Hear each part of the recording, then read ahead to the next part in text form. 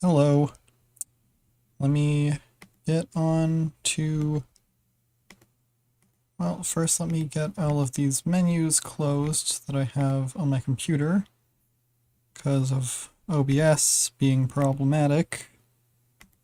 I'm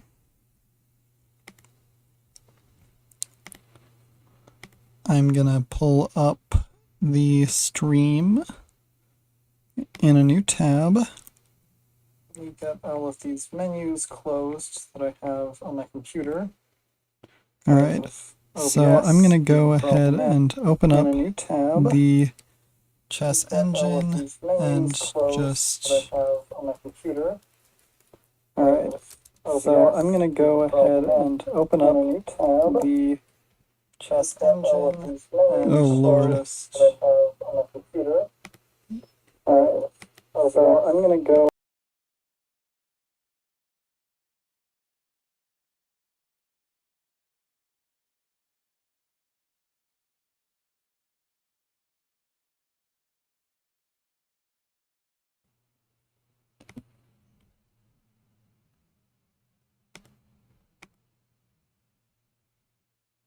Yeah, noted. Next time I will mute the stream tab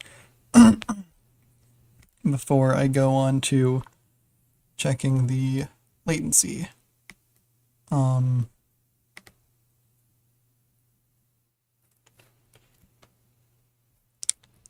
I will tweet out the stream link.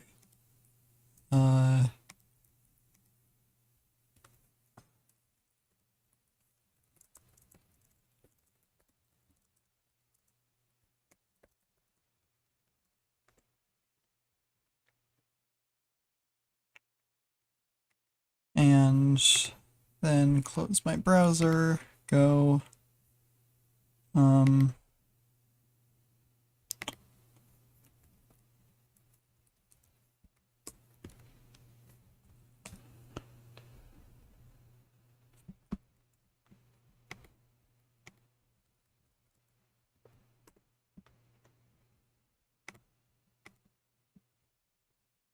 Alright, so I sent out a message in the Coalition Community Discord server.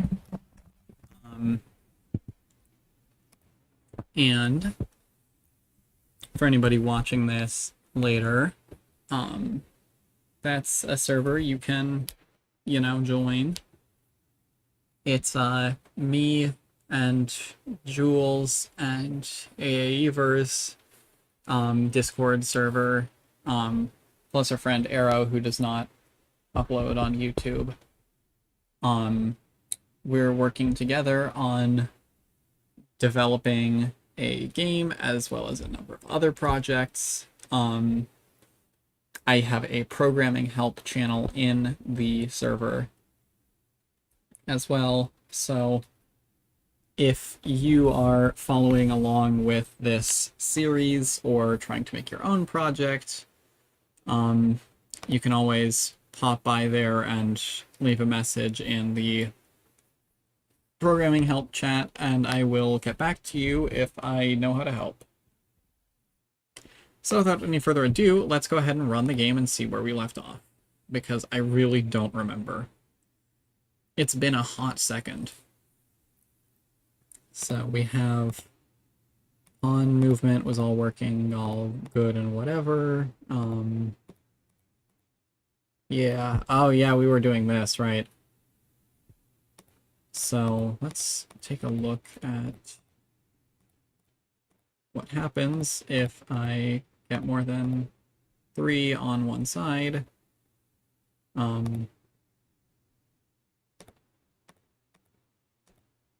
Oh, right, we don't have your moves programmed in. Well, guess I just gotta walk a pawn all the way down the board again. Alright, that looks like it's working all well and good. Let's also try getting 3 on this side.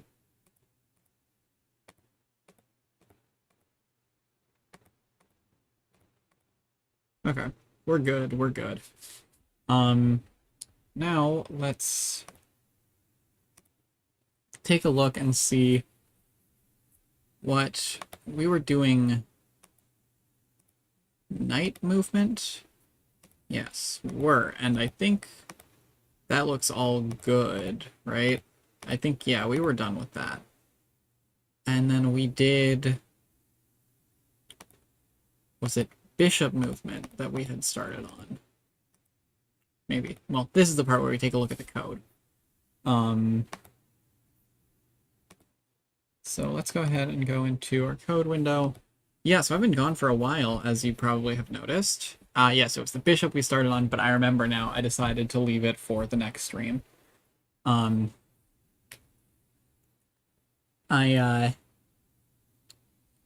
started college a couple weeks ago, so I've been pretty busy with that. I've got quite a few classes and a small handful of jobs, and oh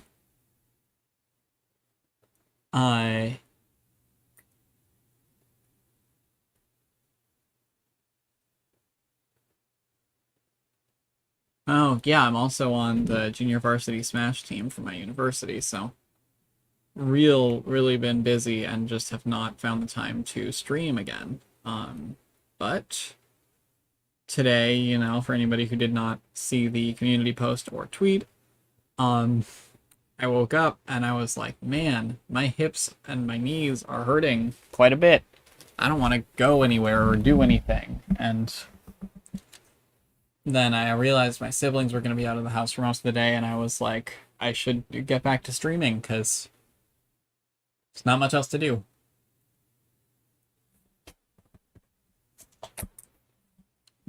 So yeah, without any further ado, let's just jump right into it.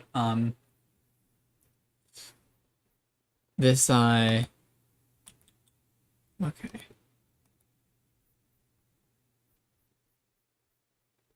See, and the problem with leaving a project untouched like this for so long is that I don't remember how most of this works. It's going to be a little bit of a learning process. So we have a for loop here, piece.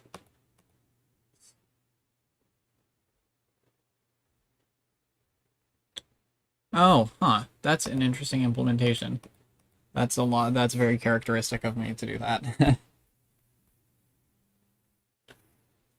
Because then I'm guessing I'm just multiplying something by X direction later. Yeah, there it is. That's me. That's the kind of thing that I do. I'm pretty weird about using integers like that to avoid conditionals when possible. I don't really know why. It's just something I do. I don't even know if it's actually any faster. But it makes the code shorter and still not too hard to understand. Maybe a little bit more high level, but you know, it's whatever. I understand it when I look at it, and that's what really matters, because nobody else is programming on this. Except you guys, if you're following along, then sorry if you don't understand what's going on there. Let me take a moment to explain it in case I haven't. Basically, in this for statement, we start out with this I value being a value of -1. It's immediately passed into the X direction variable. And so when we run through this the first time, we say I is -1. And we check, is I less than or equal to 1? And if that's true, then the code runs. And down here, we have the X direction in all of these places, indicating it's standing in for the number either -1 or 1. So when we're talking like here about a movement of one tile, either left or right, -1 represents left and 1 represents right. So we do all of the left stuff first. When we come back here, we do this at the very end of the loop. So I plus equals 2.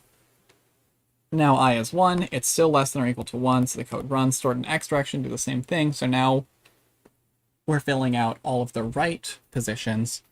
We run through, then we run this again.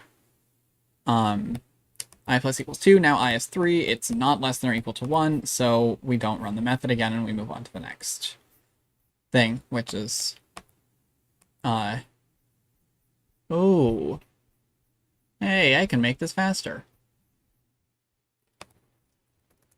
We don't need to keep checking the piece type over and over again. Once we already know what type it is, if it's a pawn, okay, say, if we run through here and it's a pawn, we say, okay, it's a pawn. We run all of this code. And then we say, is it a knight? No. Is it a bishop? No. Is it a rook? No. And we keep running all of those checks over and over again for no reason. Including this else here just says, if this is true, which in this example it is, we just ignore all of this.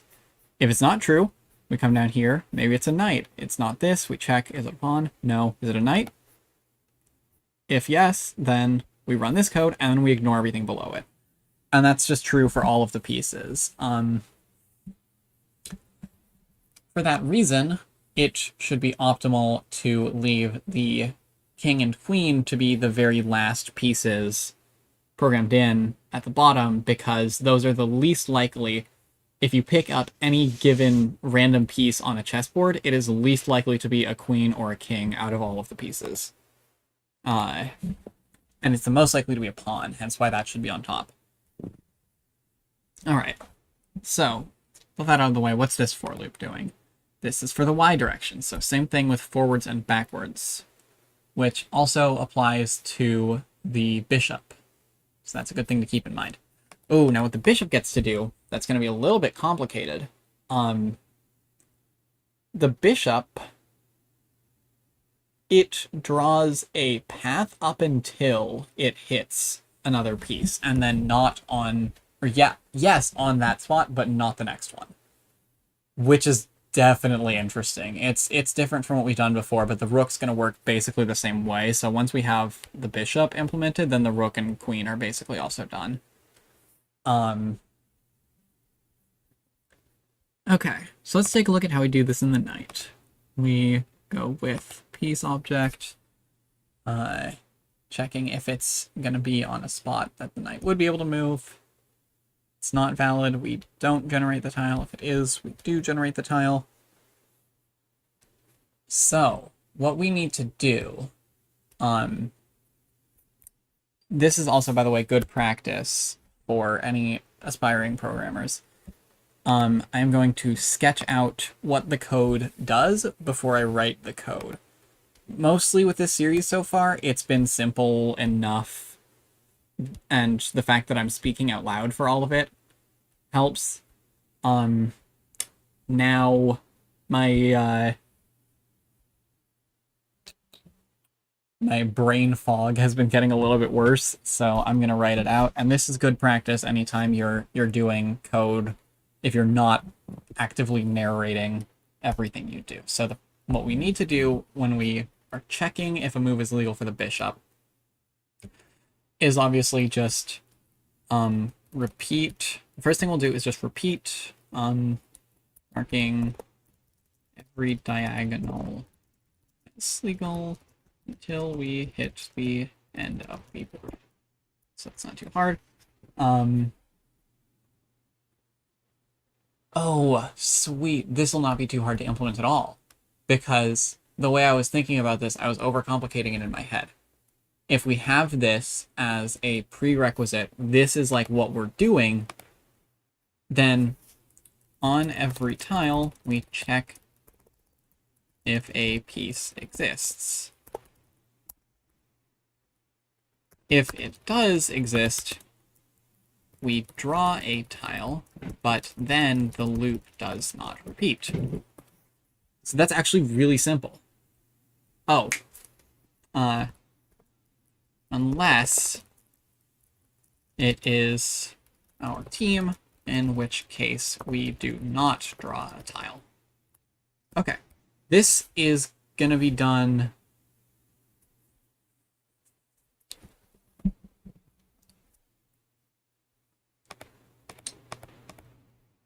Yeah, this is going to be done in a while loop, I believe. Okay,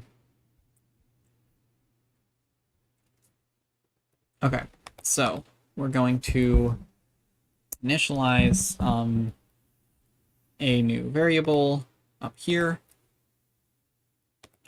called, I'm going to turn on my overhead light real quick.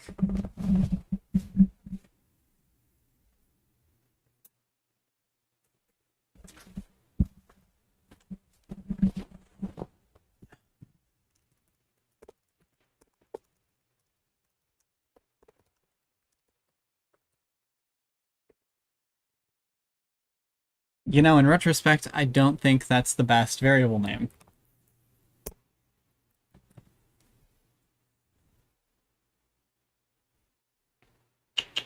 Okay, so we need to initialize a variable that says if we've hit a tile. Hit tile equals false. So while not hit tile, or hit piece, because we always hit a tile, hopefully. And we will initialize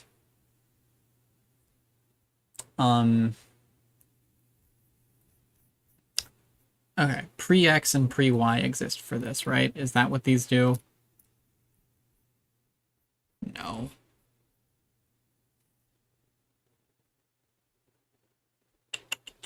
Okay. Well, okay, so we're going to say, what's the other conditional? We want to see if... Oh. Does this make more sense as a for loop?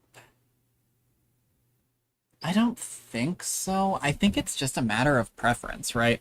Because we have multiple conditions we want to check, which is not ideal for a for loop. But it can be done, of course. And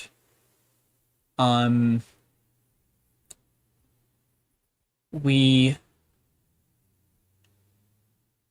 are going to have a variable that needs to increment by 1 every run, which is obviously more ideal for a for loop. We're just gonna make that variable here.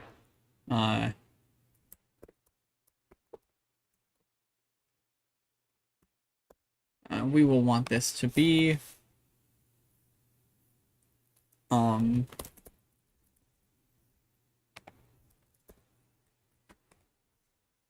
a local variable so that we can access it when we do our with call.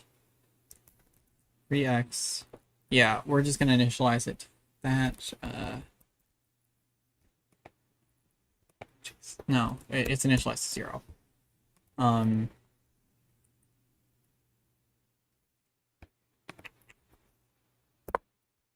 it's initialized to 1. We don't need to perform a check for the tile we're already on. That is why that's initialized to 1. Well, if not, hit a piece, and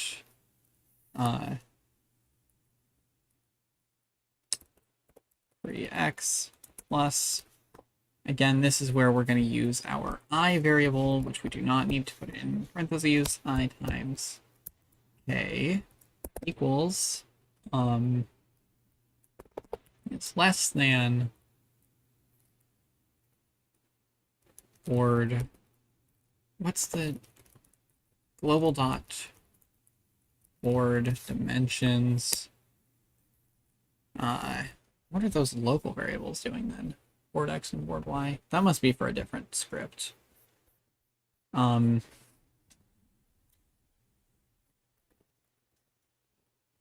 X, 0. Okay, so 3x plus I times k is less than...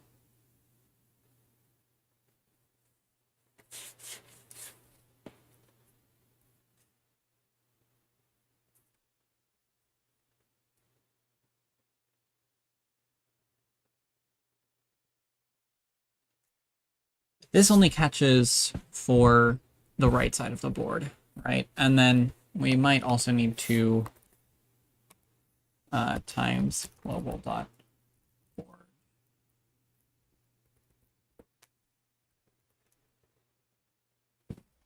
Okay, see, again, I don't remember how I did this. Let me go back to the game manager object. That should give us some answers. Oh, that's this. Okay. This is 8 by 8. Well, tile size. That's right. And we stored that to a local variable because we were going to call it multiple times. Times tile size.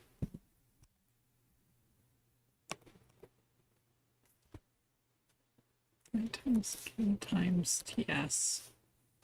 All right.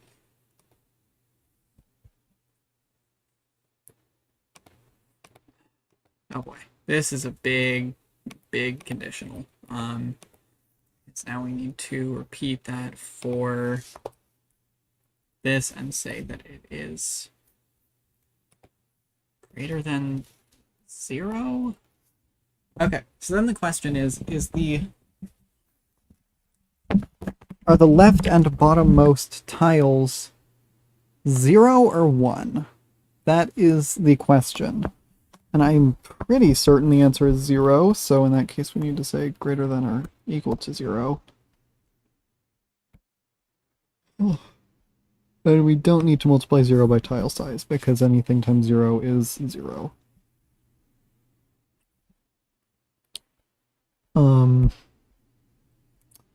Okay, now we need this for y.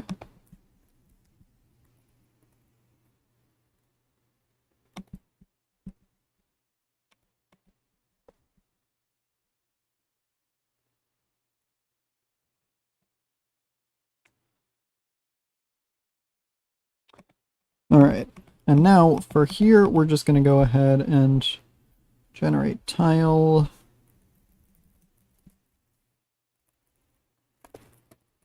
And now I need to look at the generate tile script and see what the conditions are. Pre-x, pre-y, y offset.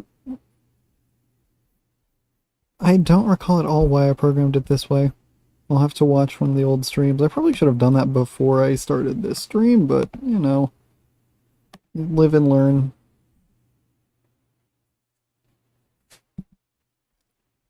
I didn't think it was going to be this weirdly complicated.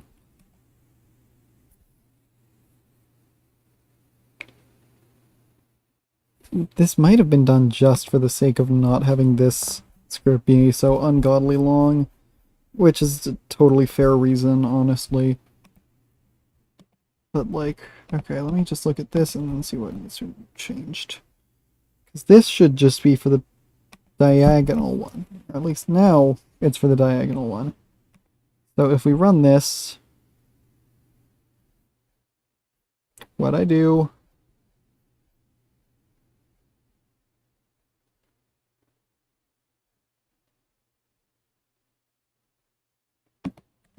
is it just one and in GameMaker, not two? Oh, no, that's not the problem. It's this. I put 2 of them there for some reason. Alright, let's run it and just see what happens. So this should... Okay, we're gonna initialize... Oh, right. Alright. Now we should... Did the game just crash again? It's stuck in an infinite loop. Okay, hang on. Yep. Game end is not working. We gotta destroy this before it eats up my whole computer.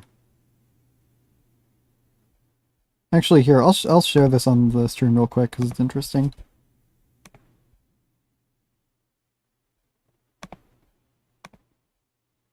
No, that's not what I want to show. Here, look at this. There's a stack buffer overflow in here. So if you look at the memory, it's just filling up more and more. It's probably about to crash the stream though, so I'm gonna end the task. Oh.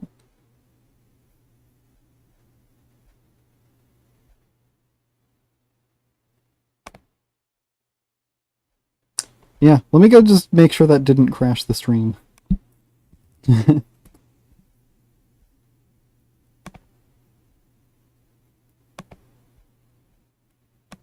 Oh, new Underdogs video! Okay, I'm gonna check my audio again. Hang on, I gotta mute my mic first.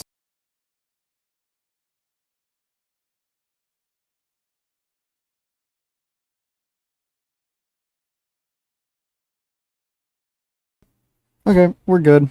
No crashing to be seen. I feel like I could maybe use to turn my mic down a touch. Like here. Yeah, that feels better. Maybe a little more. Okay, how's this? How's this? This looks good. I think this is good. Okay, so now hopefully that should be a little bit more tolerable to listen to. By the way, I'm using a real mic now. It's not the best real mic, but it's pretty good. And I have a filter on it, so... Okay. Yeah, so that was a stack buffer overflow. The question is simply what was overflowing. Oh, well, duh, these values are never getting updated. So this loop was running forever, which, isn't ideal. I only wrote like a third of the code I was supposed to.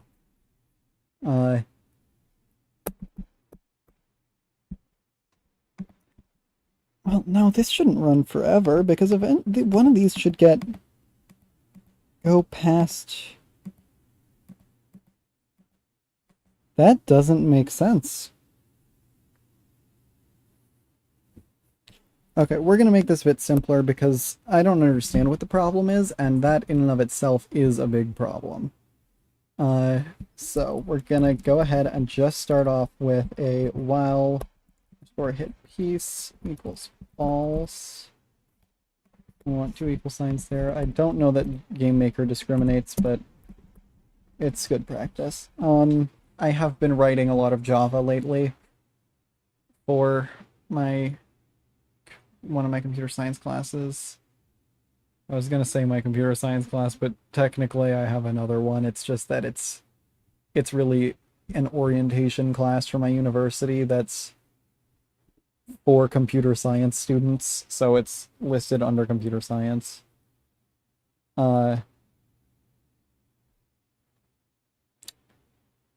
Anyways. Yeah, that class is a bit rough though, because there have been a couple times where like it's an orientation class, so we have to go like tour campus, and I just have to walk up to my peer mentor on the first day and be like, hey, my knees don't work, you know? And then she's just like, oh, okay, you can stay here, I guess. Yeah, there was one day that I just sat in the classroom alone for the entire period because everybody else went out on like a tour or something, and I was like, I can't do it, bro. So we just like took attendance and everybody else left, and then I just did homework. It's pretty chill. Pretty chill. Okay.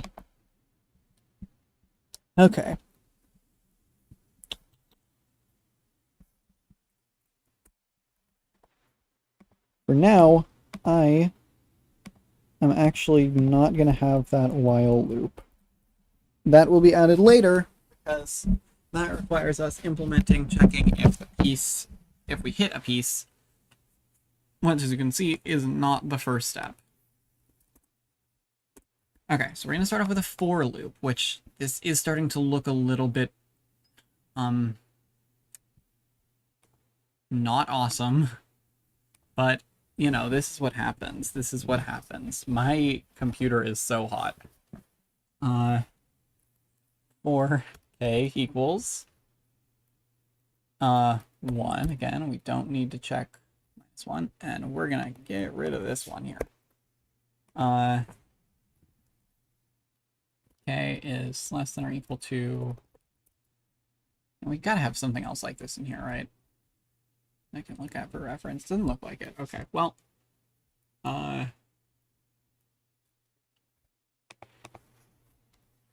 see, we could put in just the board size as a placeholder, that would make it go past the board equivalent to the position of the piece.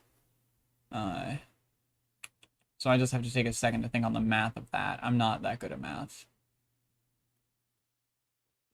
So do we want to multiply? No, we want to start by subtracting board global dot board dimensions 0 minus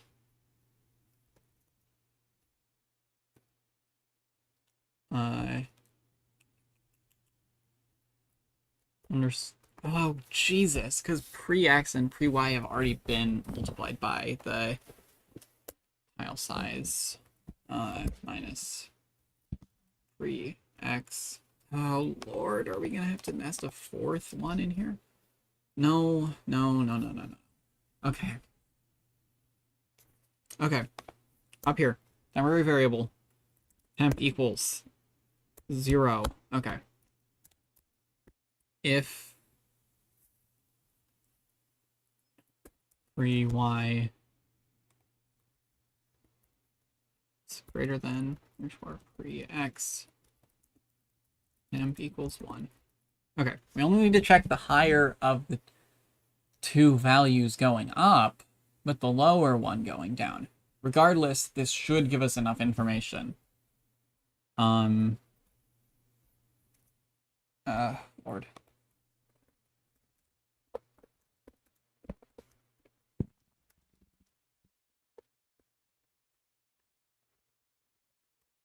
That should work. We're just passing in a Boolean value, which should just convert over to 1 when we check it as an integer.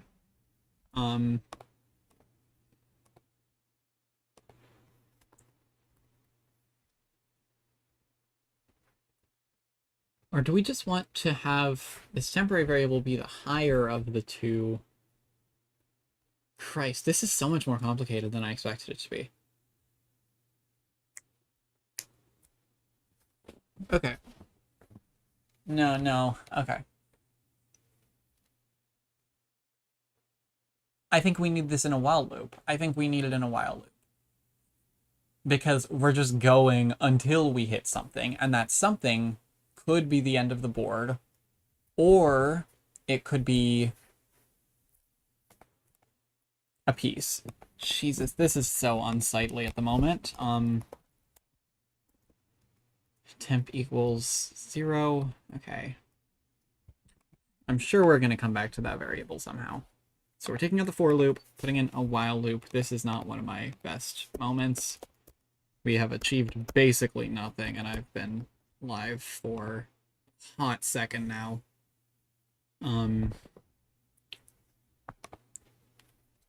Okay. Yeah, so, I don't know what we'd even call this variable, but the variable is going to be like how many tiles in a direction that we've checked. We'll just call it tiles checked equals 0.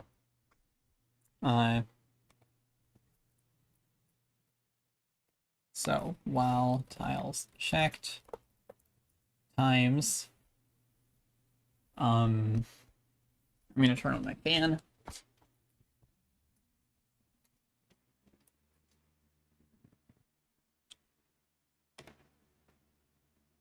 Okay, I think that the filter should remove most of the noise from that. I hope. It might kick up a little bit when I talk, but oh well. Tiles checked times yes plus underscore. Okay, and this is where it gets complicated because we're talking about we just need an and statement for pre-x is less than, oh my god, and we get back to that awful abomination of, okay, You know what? We're going to be incrementing tiles checked not by 1, but by I when we're looking at X and J when we're looking at Y. Right? Right? Yeah. Okay, but we're always looking at both. So we're going to make tiles checked into an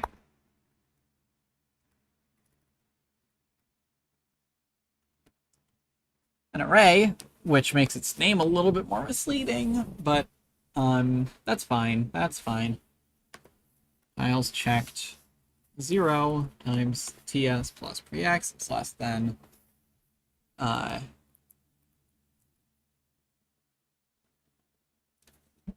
okay. Absolute value.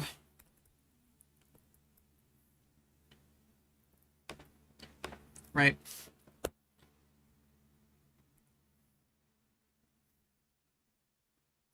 So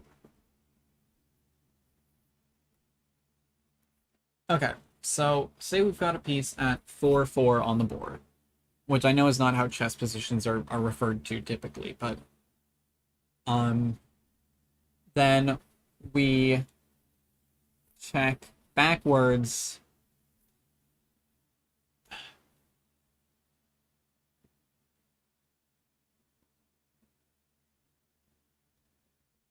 Okay. What do 0 and 8 have in common? Both of them,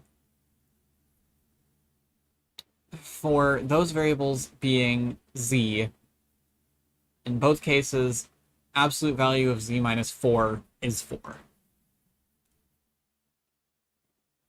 And that's not true for any other numbers, so we should be fine if we do it that way. So yeah.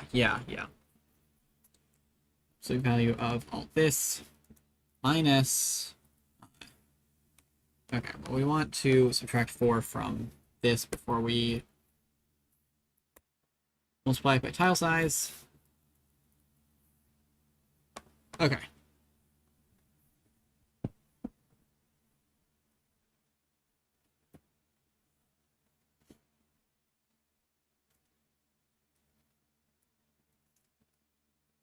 It's less than... but 0 and 8 aren't both valid board positions. 0 and 7 are. Good Christ, okay.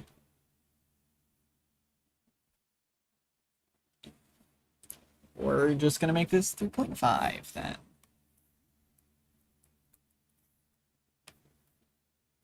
Less than...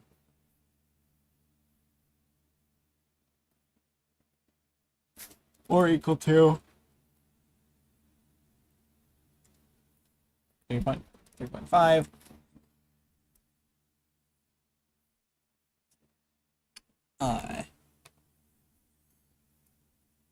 Okay. So for now, we're just going to include the x in this because this is getting real messy real fast. How was I doing this before? It looks so elegant. It's because we're not checking these really long lines of consecutive tiles of ambiguous length. So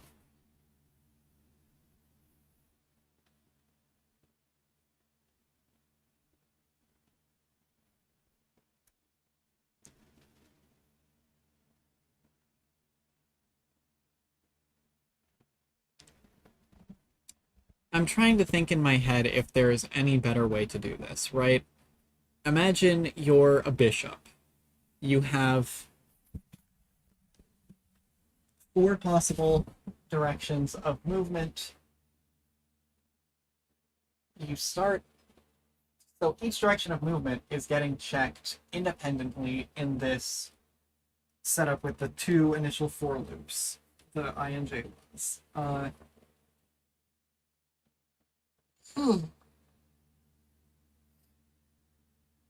That's checking positive x, positive y, negative x, positive y, negative y, positive x, and positive y, positive x. It's checking all of them. independently, one at a time. And those values of the y direction and x direction will stand in for the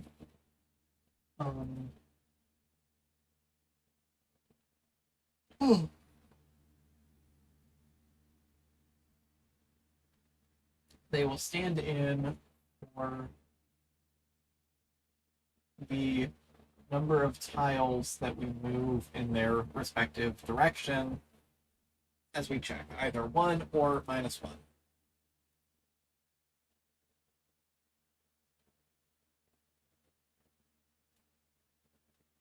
Dude, I hate how much math there is in this. I don't care for math. It's hard. I'm not good at math. This is like one of the big things that has held me back in programming for a long time. And almost held me back from pursuing my degree in computer science. Because there's so much math. And it's just so hard. You start to get these equations with way too many variables for you to ever keep track of. And I can't write anything by hand, and typing math equations is just hard. Lose things along the way. It's just a nightmare.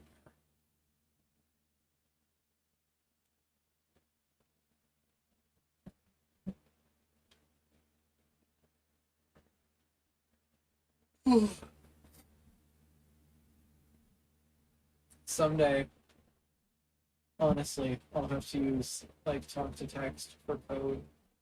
At some point, my hands won't be able to handle it anymore, which is unfortunate. Especially also being an avid gamer.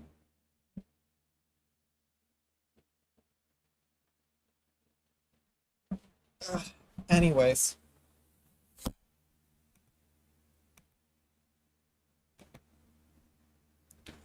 We're going to go ahead and look to... Okay. The thing is, none of this is elegant, and I don't like it, but I don't think it ever will be. And I guess I'm just spending too much time second-guessing my methods, but they're bad. That's the thing. I'm second-guessing them because I really don't think they'll work, not just because they don't look good. I think because they don't look good, it looks like they're not going to work. Sloppy looking code that works fine in quotation marks. Again, I think a very important piece of programming is how optimally the program runs. Are you performing all of the checks and updates as fast as you could be?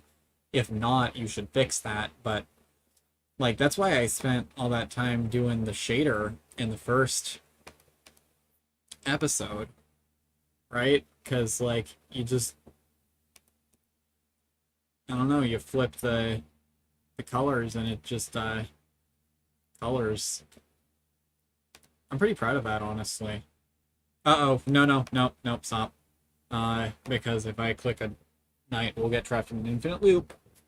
Okay, so tiles checked 0 is less than plus pre-x. What? Okay, so pre-x is pre-x a literal board position? Or is pre-x a tile position? It's a board, it's a literal screen position, that's what I meant. Yeah, so we need, to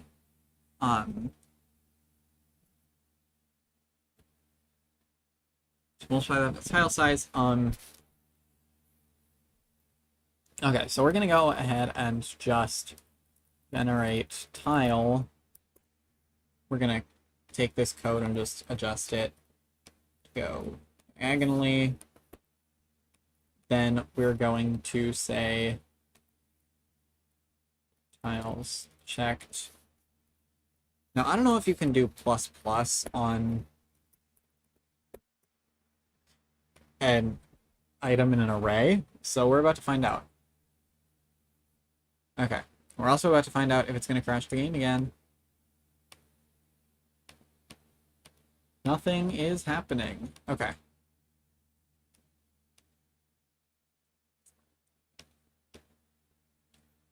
So this condition is never being met.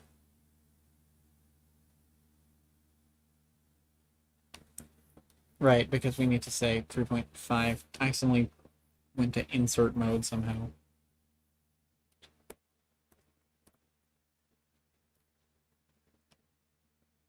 Run it and see what happens. Okay, well, that's something. It takes your own pieces, which is, you know what, whatever. Now, the question is, aren't you supposed to be going diagonally? Isn't that what that second variable represents, is the y offset? So why are you going straight?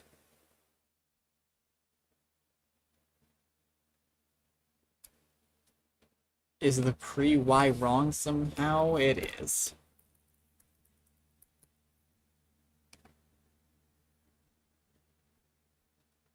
Wait, so pre-y and pre-x, they aren't already multiplied by that thing I said.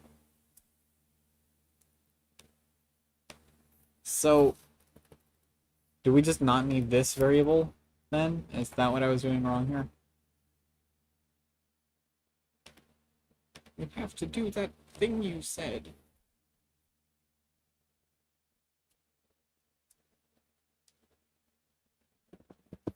Oh, it's not that. That's not the line. It's, yes, do that thing you said. Okay. What are we doing? What's going on? Tiles checked 0, 0 minus 3.5 plus pre-x, which is... Wait, what am I doing? What am I doing? Good lord. Okay.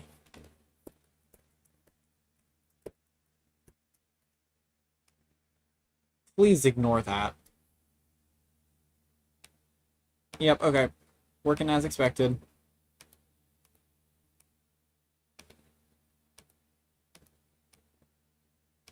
Interesting that it goes both diagonally forward and backwards, though. That's not quite what I expected. Whoa, wait! Did I build in the check? Oh, that's sick. I built in this check to see if it fits within the board dimensions into the tile, the generate tile thing. So this is totally irrelevant. This doesn't need to exist, right?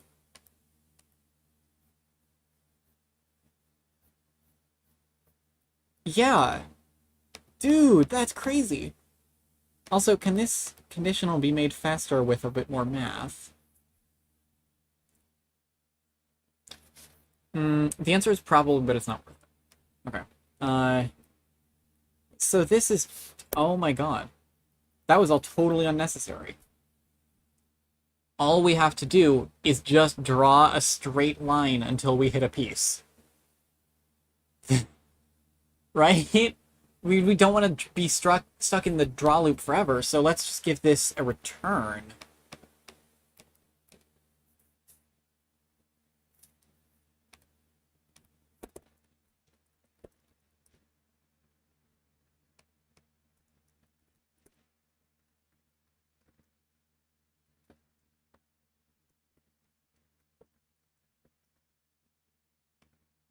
Yeah, dude! That's crazy.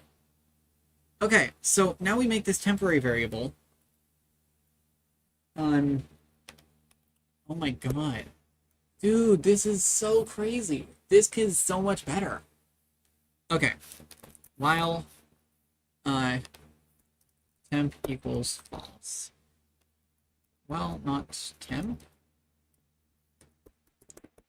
Okay, so now we just have this for statement where k equals 0, k is less than...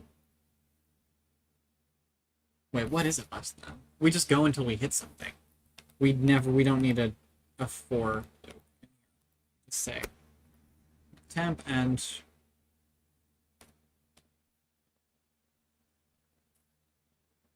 wait. Okay, this is not going to be elegant, but we will just pretend that we hit a piece when we hit the corner of the board because it shouldn't Yes, it does. It does matter. Because we draw where we hit the piece and not where we hit the board unless it's on our team. Okay, so not temp and not hit piece. We're going to rename temp to hit edge.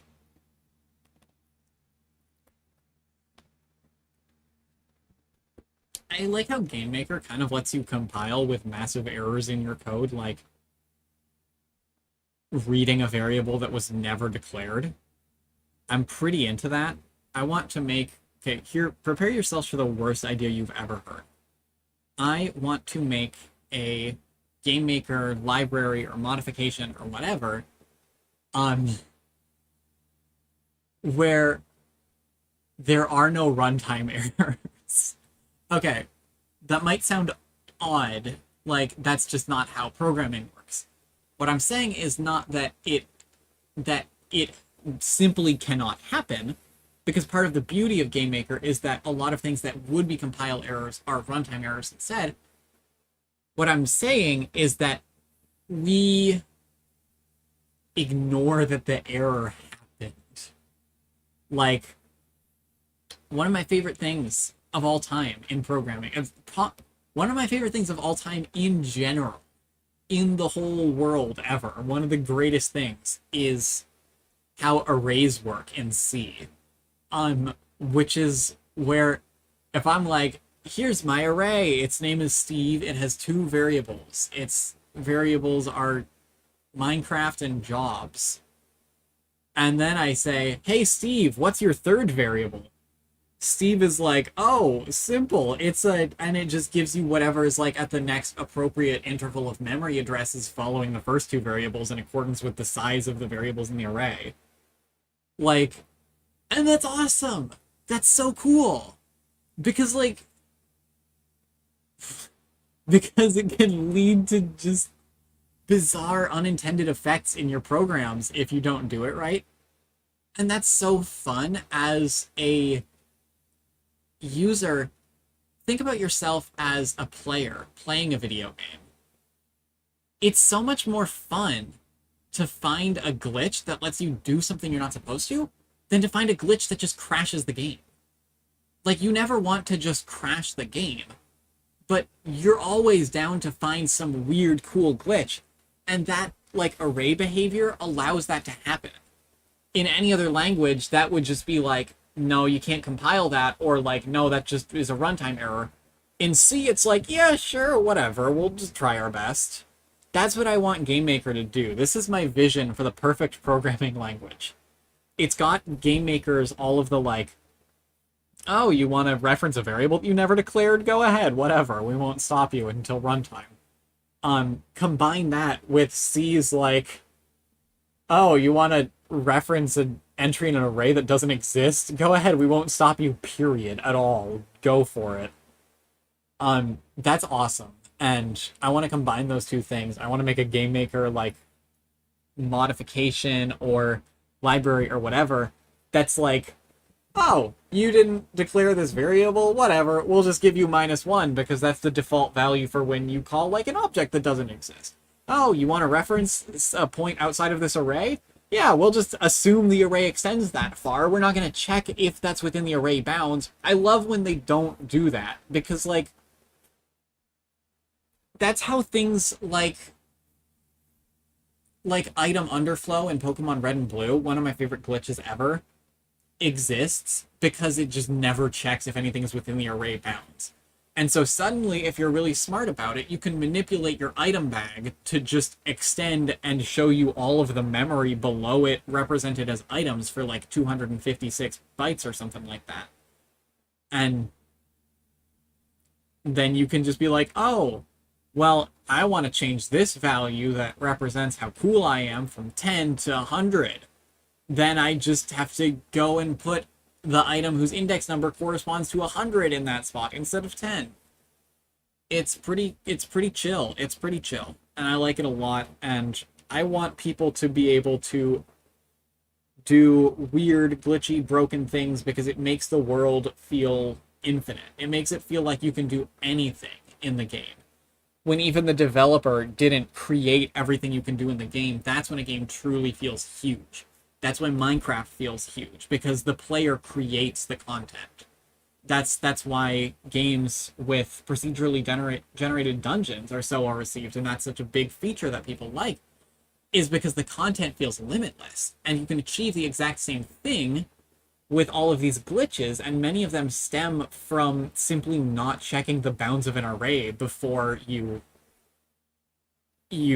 return the value, which is so funny and so simple and something that there's no reason not to do it if you trust your players with that power.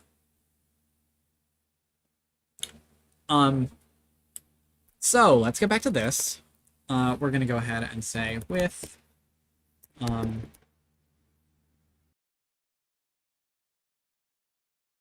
up here, or is this declared in here? Right? Yes. Okay, so we're gonna go ahead and say var underscore valid. Oh god, my knee hurts. Just a sec.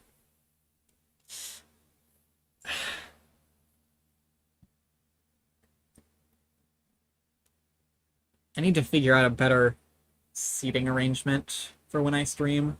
I'm gonna turn the fan off and lay down and do it that way.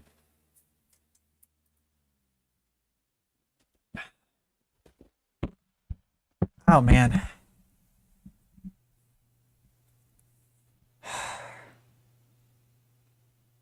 I dislocated my hip walking up a flight of stairs the other day. My joints are just not having it.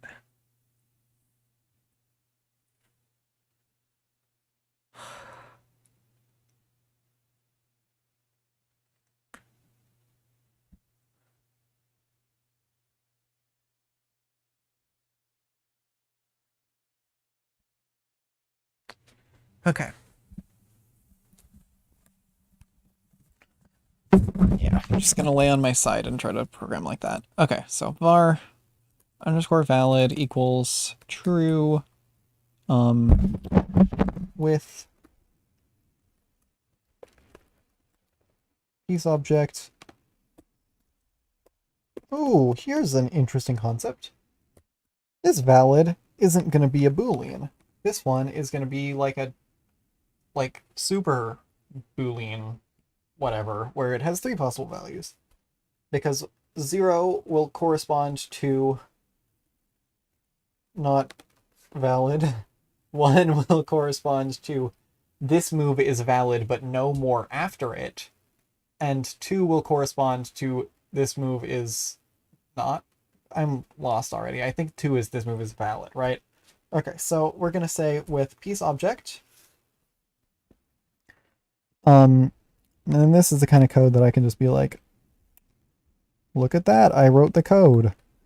We just have to take this 2 out.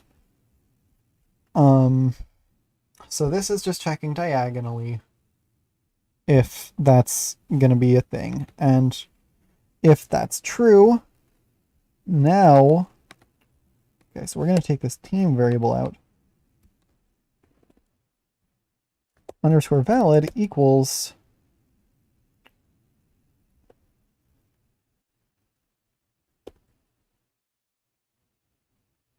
team plus 1. No. It equals, did we already declare underscore team?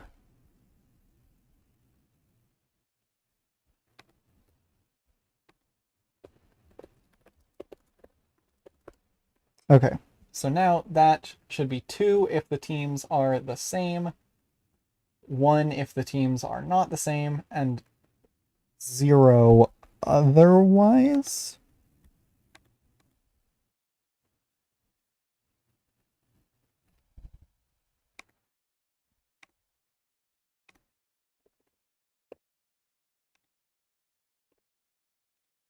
And that's not what we want. So we're going to say 1 minus team equals team. So if the teams are not the same, then that's 1. If the teams are the same, then that's 0. So now, yes. This is the kind of thing that I like to do with enumerators a lot of the time. But right now I'm not going to do that.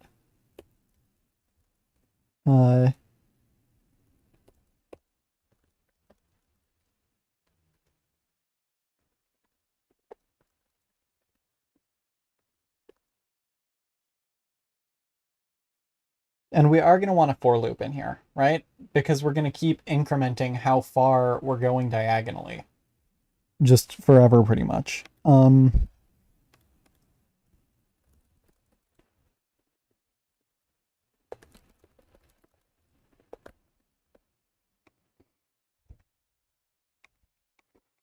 Okay. Now,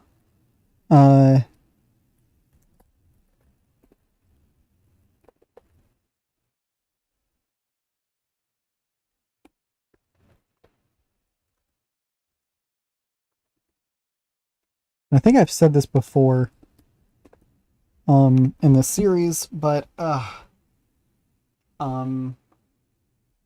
gonna sit up again, just see if I can find a better way for my knees.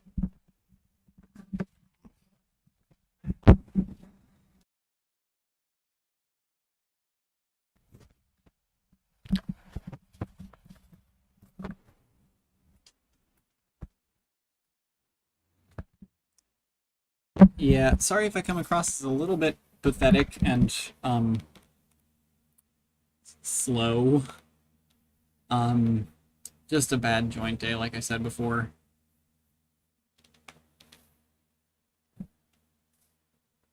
How am I gonna sit that's gonna be okay for this knee?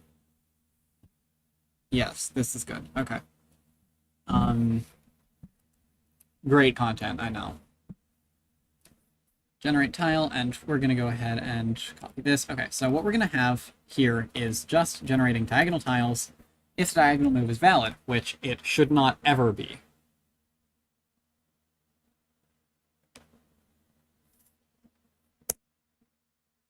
Okay.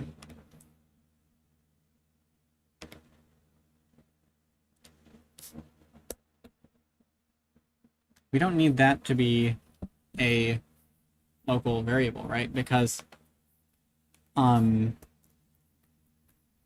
we can say, yeah, if valid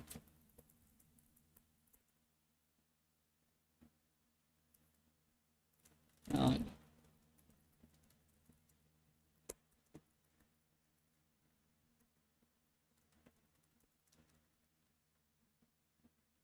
yeah, okay. So now we'll run the code. What should happen is pick up this.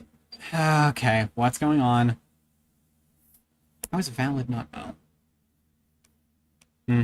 Yep, I got you. I got you. Once again, GameMaker just lets you do this kind of stuff, and I think it's pretty chill. Okay, no valid moves as expected because the pawns are on the same team. Okay, why did that one crash the game now? That one's got us in an infinite loop. What is going on? Oh, because that's going off the board. That one goes off the board when we increase Y. Okay. For now.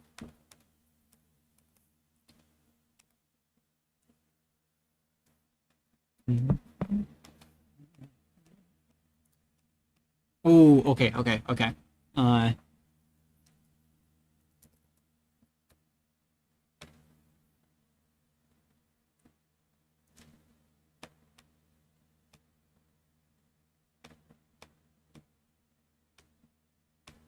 Yes, let's go. Okay.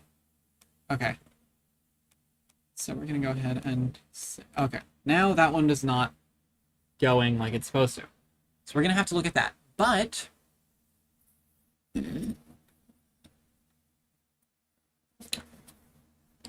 okay, so what's going on here? You might be wondering. What's happening is that I now have generate tile returning a Boolean that tells you if it failed to generate a tile because it hit the edge. This is not used anywhere else. And that's the beautiful thing about return statements is they don't have to be. When you have a variable a method with a return type, you can just call that method on its own. And this is not only true in GameMaker, this is true in Java as well, and other languages, I would assume, actually, now that I think about it. I've never programmed Python at a high enough level to really get to using return statements, and C is its whole own beast. So I assume other languages are like this, but I know that Java and GameMaker are. But you also can store that return value. It gives you a return value, and it kind of just leaves it on the table. It's like, here's this if you want it. You know? So if you're like, okay, I just want to call the method, and it's like, okay, here's this, and you're just like, no thanks, then you just leave it. You don't have to do anything with it. But then, next time you want to call the method, if you're like, hey, I want to know what happened, then it's like, okay, here you go, and it leaves it on the table, and you can take it. You can be like, okay, thanks for this information, and you put it in your brain. Your brain is part of the code, of course.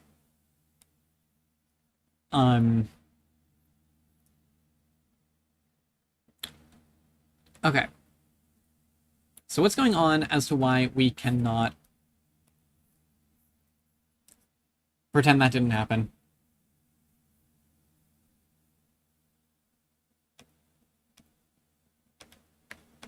Okay, that works fine still, right? Whatever. And it's okay. Now what's going on as to why we cannot move?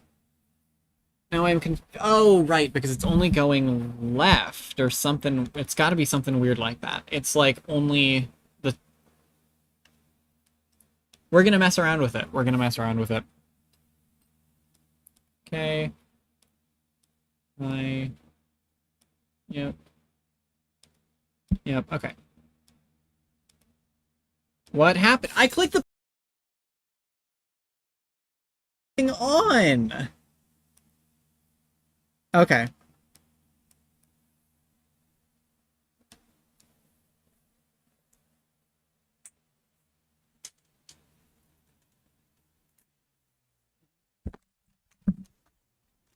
Okay. So, this is a part where I think we actually need to just repeat marking every diagonal tile as legal, right? Because what's happening is that we're getting stuck in an infinite loop because it doesn't hit an edge or a piece. And so this goes forever, which is fine. That's what it should do, because it should always hit an edge or a piece, but because we haven't implemented that, you know. So we're gonna bam 4, k equals 0, k is less than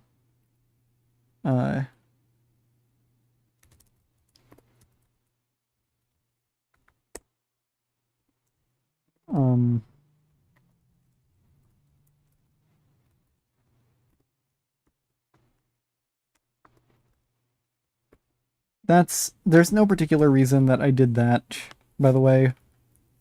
For the value that we have to be less than, it's just that in the case that we made the board longer or wider, you know, there might be some compatibility issues. Oh, wait, we're not using that variable, so we didn't change anything.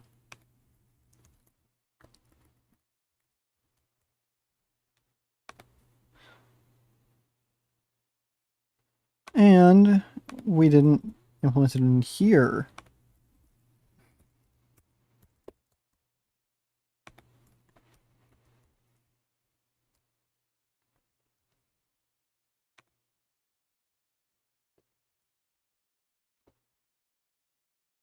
Okay, now we run. Now it should work.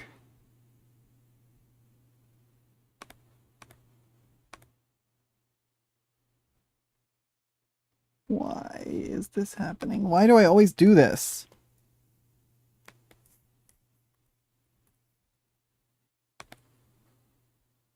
It's so impossible to look at that as not a vector.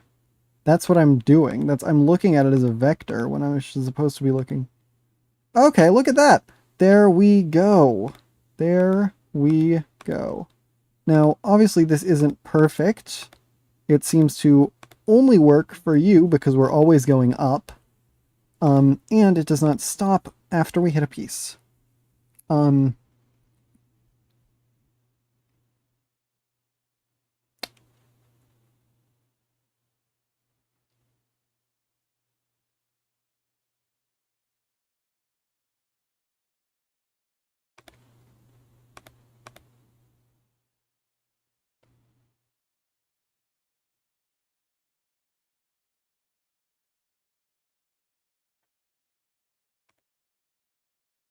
God, this is so complicated for no reason. Because what's happening now is that we're going through and we're doing all of them before we even check if we've hit an edge or a piece in the process. I'm gonna get a protein bar real quick.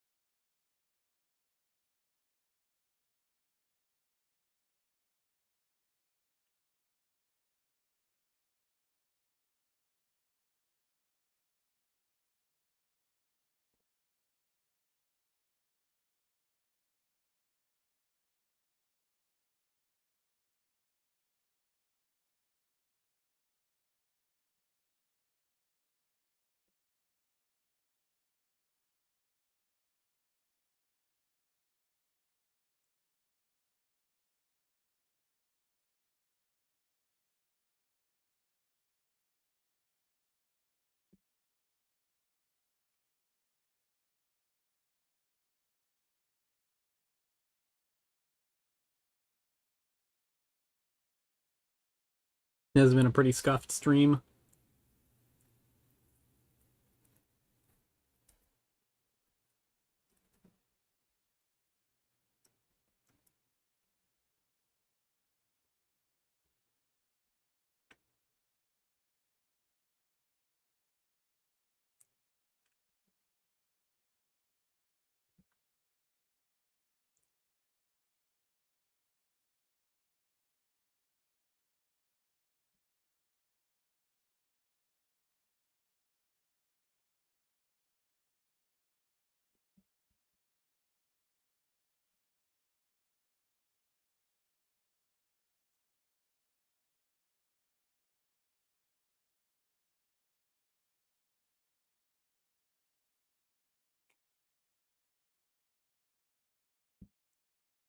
Okay.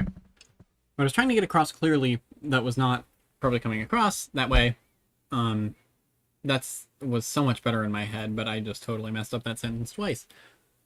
Um,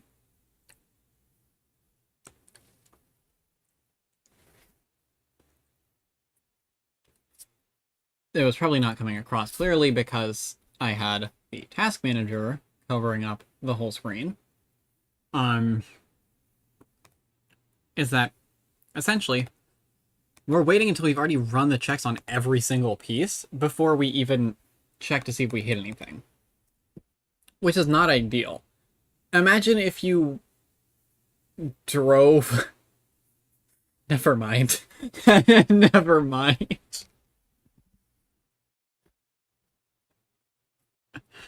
Okay. Um, that one's going in the books. Okay. I'm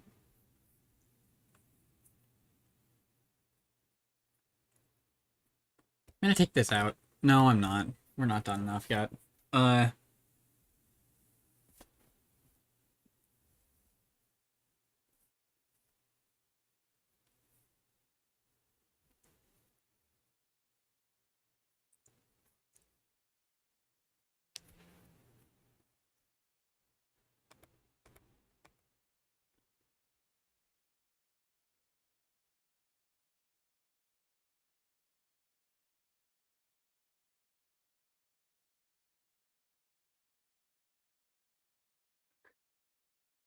okay, I have to say. Imagine if you drove like all the way to the grocery store without ever like stopping to check if you hit anything. And you get there and you're like, oh, I hit 12 people. That's not helpful. If you just stopped after the first one, you know. Okay. Moving on. Moving on. Um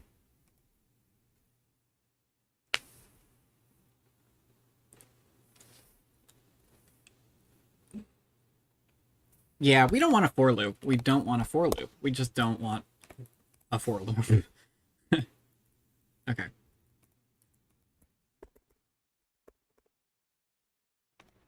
Guess who gets to go out here?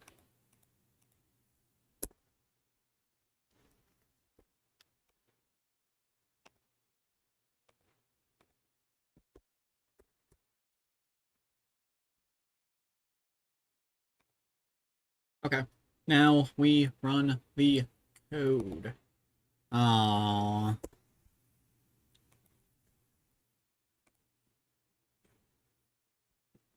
Oh, wait a minute. I did more mistakes.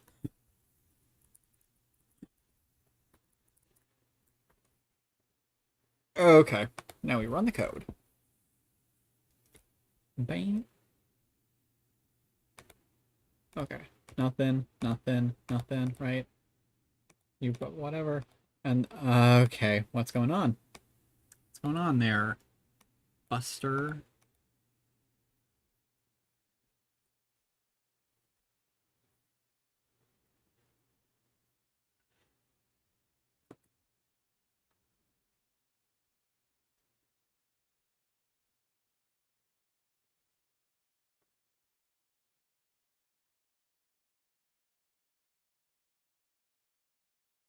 Okay. I'm going to pick up the piece. Let's pretend that we are the bishop. What is happening?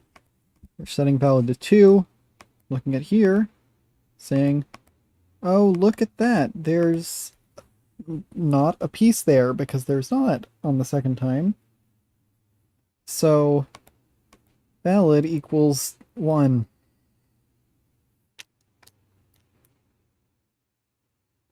No, it doesn't!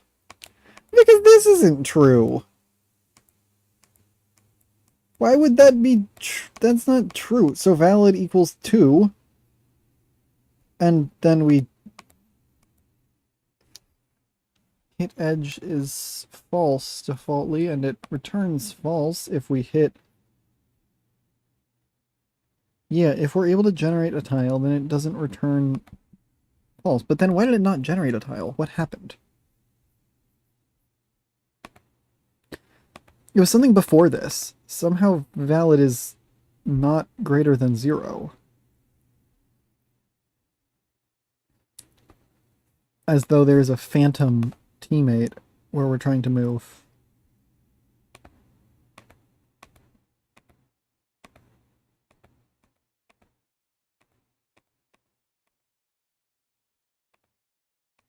Okay, obviously you can't go anywhere. This one, I do not understand what's happening. I simply don't understand at all.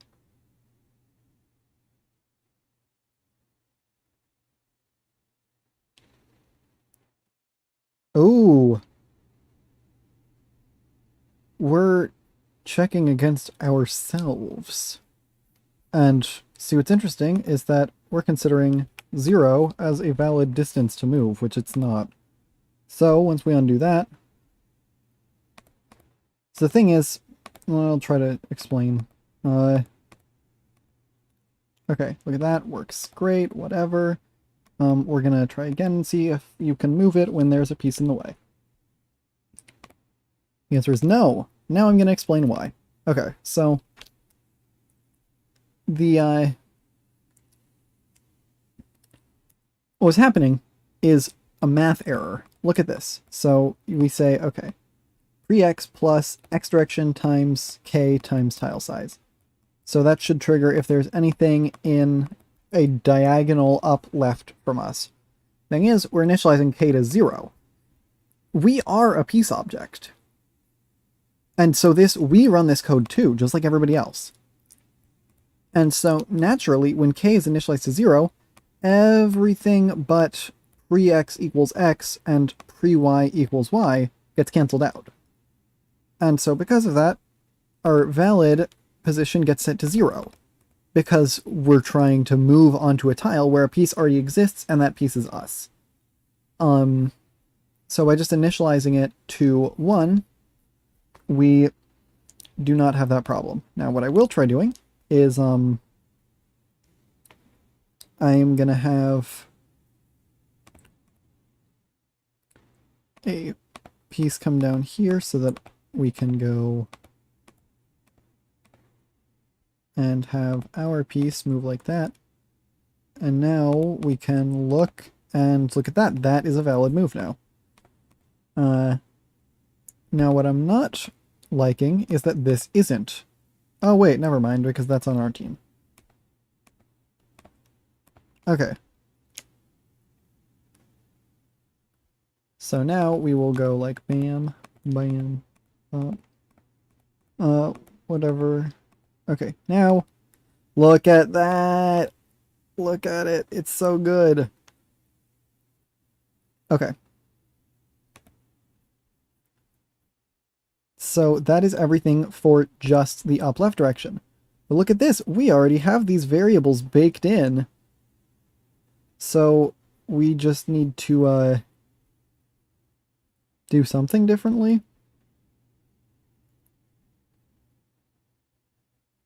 To be completely honest, I actually don't understand why this is...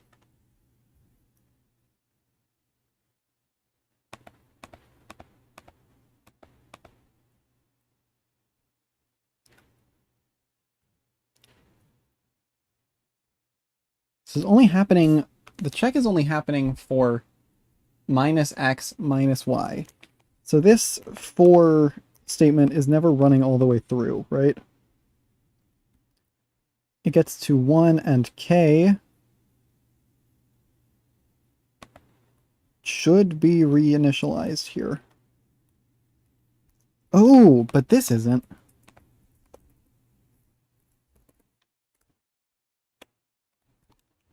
So what was happening was we were storing hit piece to a variable that was not reset before the next time that we ran through and did the check. So now, it's funny that it took me so long to comprehend that that error was even happening. Now, okay, well, it's still happening.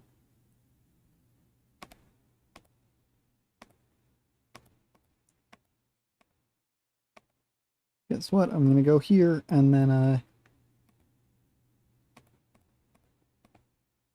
okay, so now it's working in both ways on the y-axis, only one way on the x-axis. Question is why?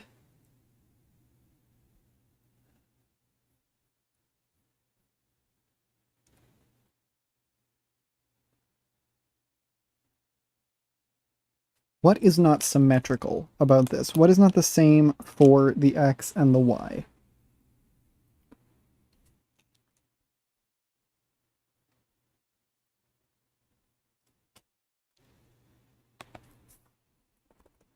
I wouldn't think that should be it, but we'll try this, and that probably is it. I simply do not understand why.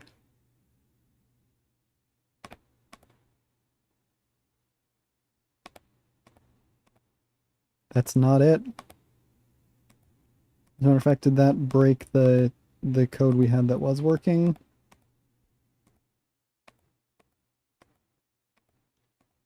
No, it did not.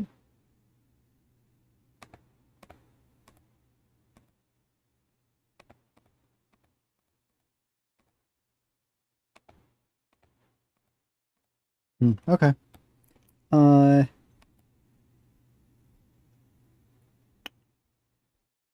I just don't know what's going on here. It's only working for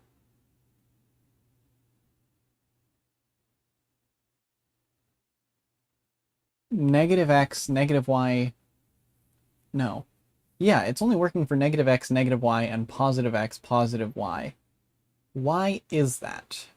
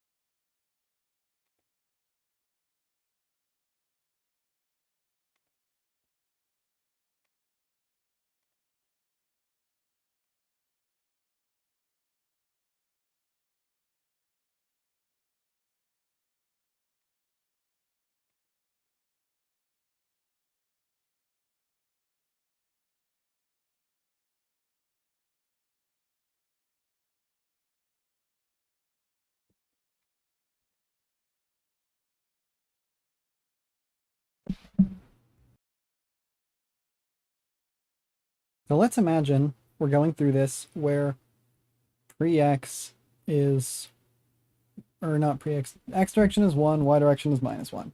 So that's going right. 1, -1. So we've gone through here. We've gone through, run this again. So that shouldn't be a problem. Coming here, these are both false, so we go into the while loop. Valid is 2 with piece object. Pre-x plus 1 times k times ts times x. I just don't understand why this is happening. Admittedly, this is pretty complicated, but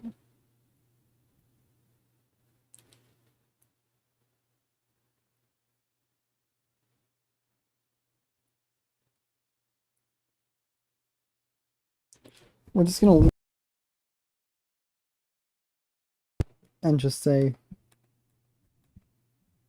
pre-x plus x direction times k minus 1, so 1, 1 minus 1, then we're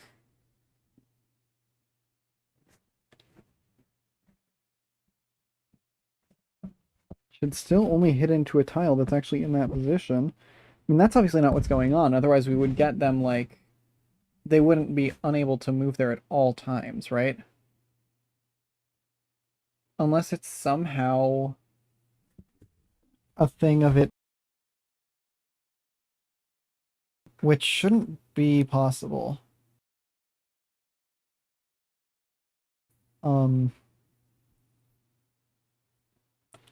Should be generating the tile, but somehow we're not getting to this point. No, not show.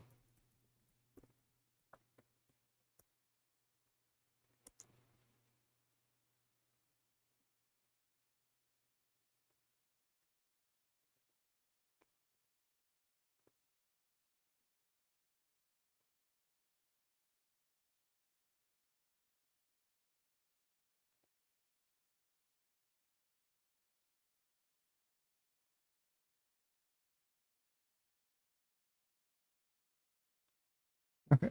See, so we're getting 128, 192, which should be this guy. Nothing on the other side. Wait. Why is that showing up twice?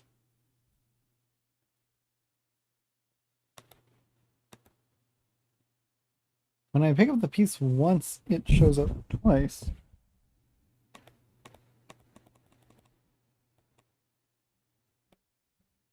That's gotta have something to do with it.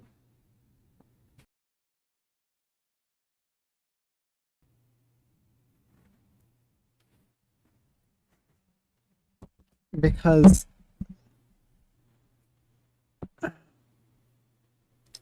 Okay, we're gonna go back to the game.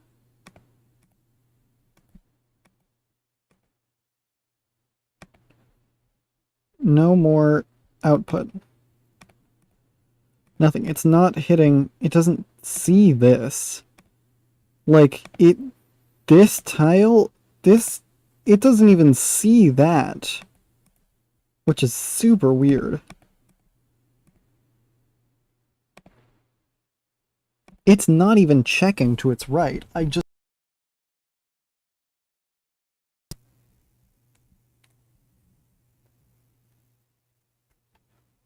mean, we are setting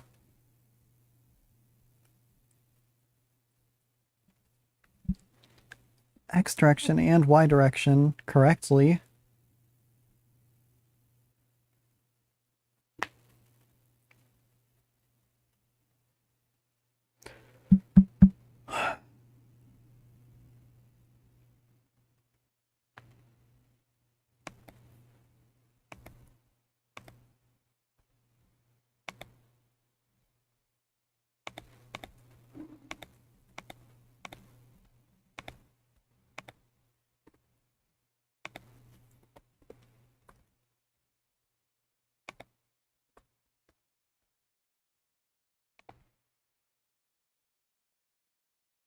Okay. So we're gonna go and pick up this piece, 192, 256. This must be the border down here that we're hitting on only the right side for some reason.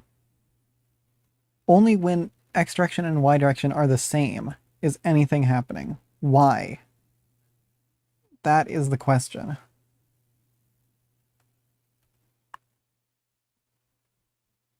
That's such a bizarre error to have.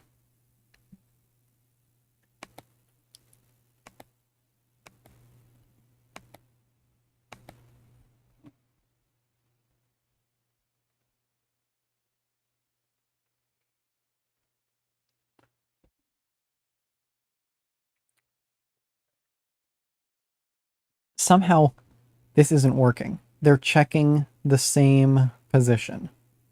Regardless of what the X and Y direction are, they're checking the same position. Even though those values are included in here.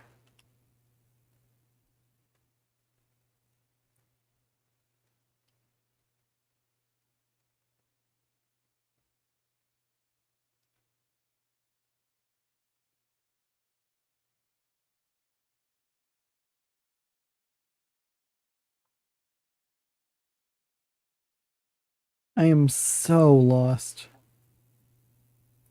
Did I not set these to be...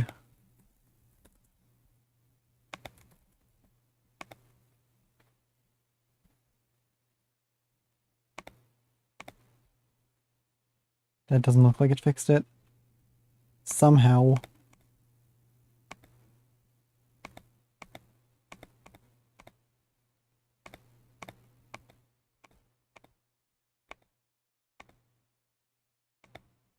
Nope, that did not do it. Somehow it wasn't the problem.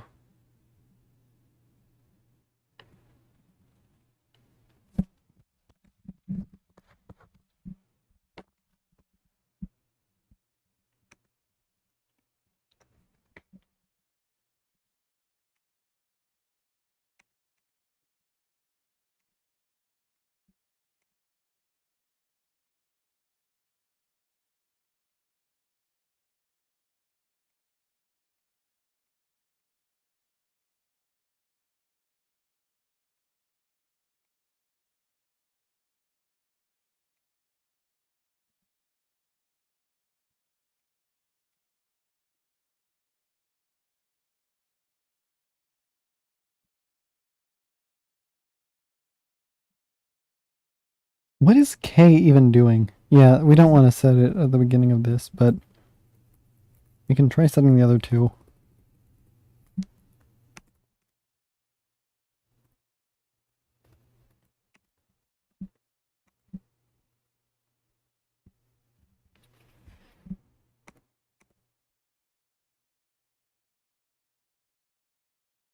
Nothing.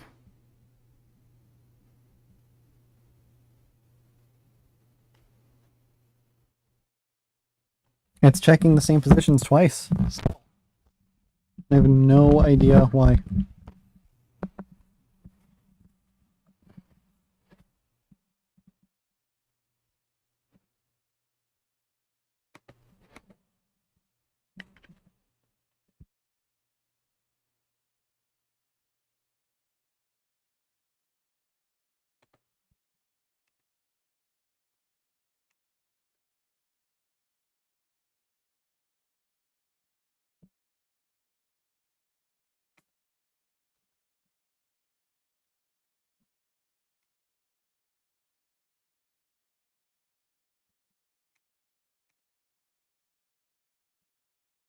Nope, I mean, this is really, it's opened my eyes to how broken my code is, but it didn't fix anything.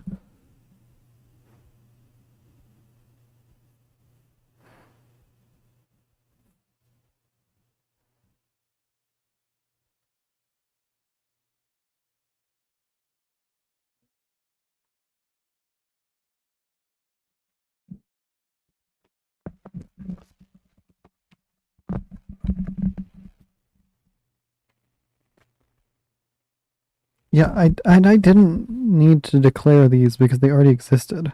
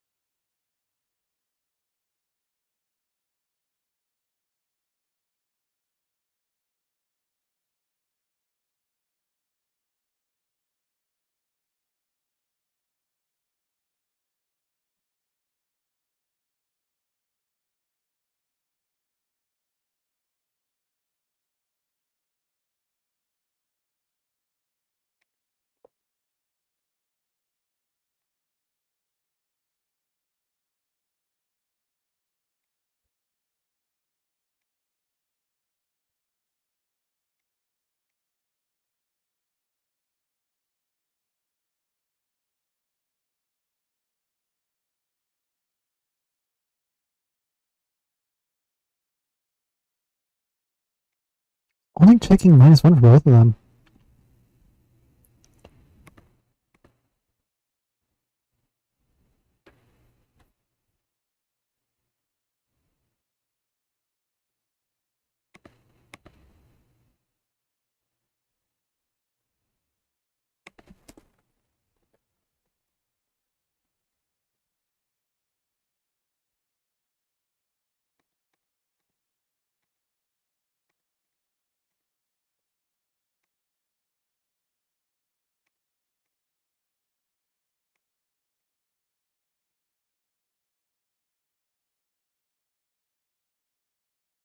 Whoa, what is with all of those minus ones?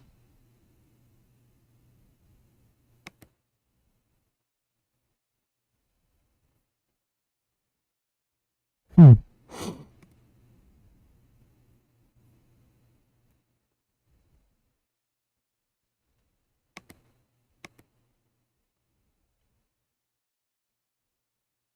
Oh, well, let's put a version of this at the very beginning.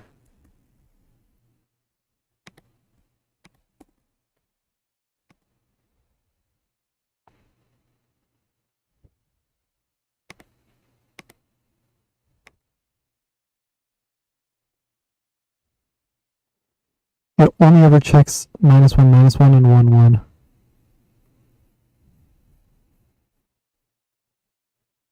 I really do not understand why at all.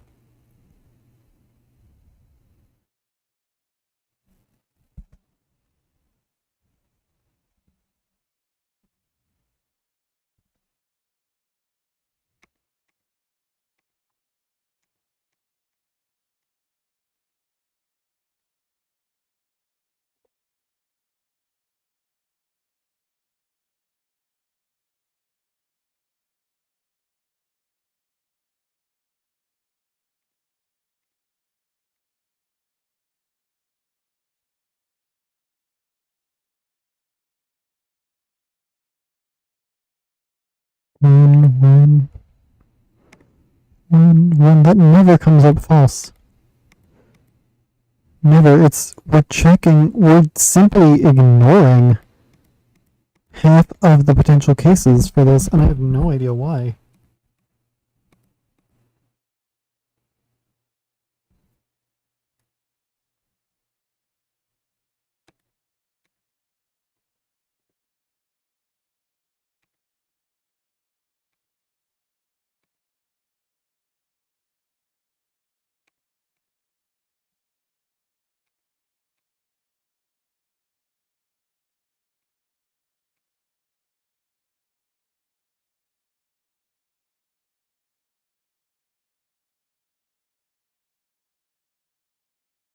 -1, -1, -1, -1, 1, 1. That is literally it. I cannot even fathom why the for loops are not working. It's...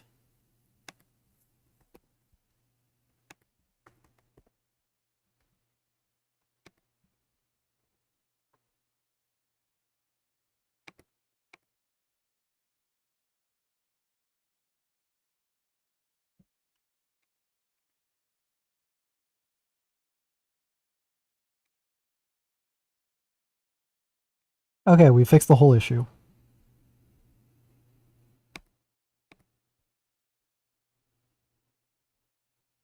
Yep, that should do it. Okay. So, for anybody wondering what happened, I was saving the same value to both of them. And that should have probably been obvious a lot sooner.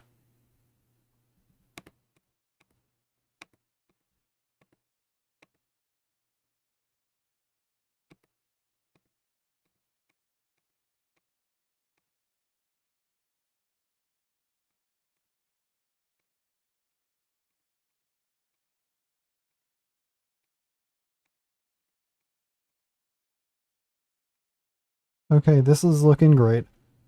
I think everything's fine now.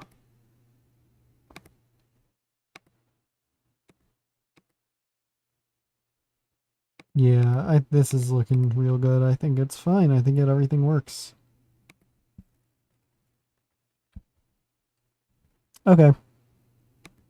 Good lord, that took such a long time. I definitely will go on to do rook movements as well though. And then probably queen. Okay. What differentiates a rook from a bishop? It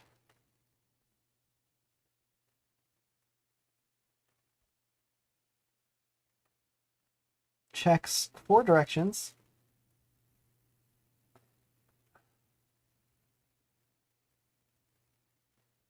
but unlike a bishop, those directions are like 1, 0, 0, 1, whatever, instead of -1, 1, and 1, -1, that kind of thing. So I think we start by taking the bishop code and then changing it up to make it look like we didn't copy it.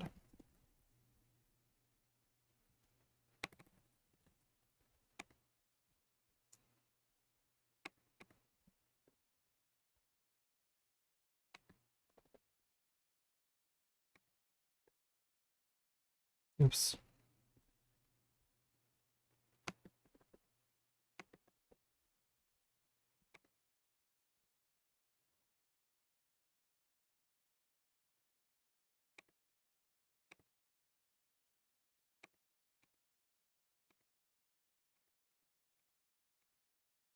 Okay, that's not doing anything. Why is that not doing anything? Because that's actually not a reasonable explanation. Okay. Let's see, we're rook.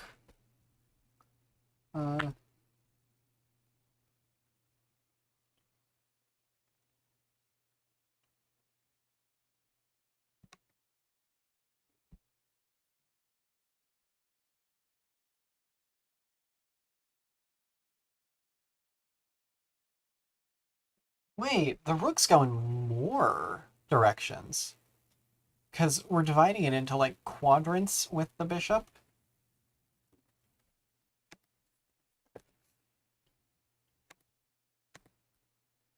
This might not work as intended, but I think it's a step in the right direction.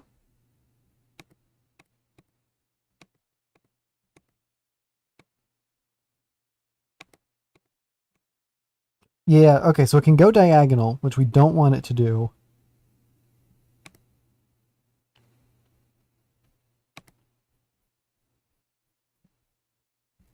Okay, so how do we prevent that? We simply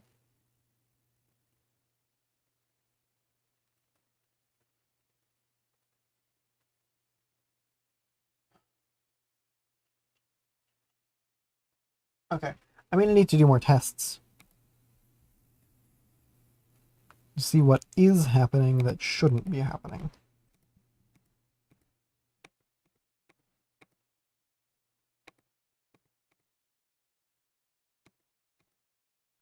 Wow, look at that. That's queen behavior. Right? We just made queen behavior.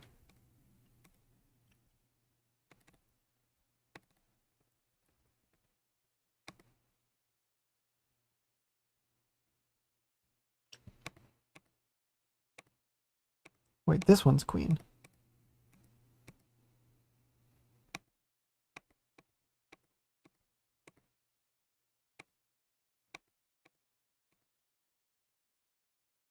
Yeah, this is queen behavior.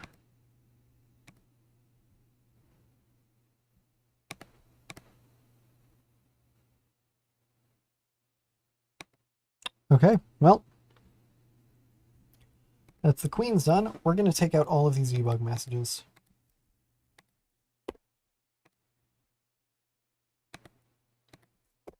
This out.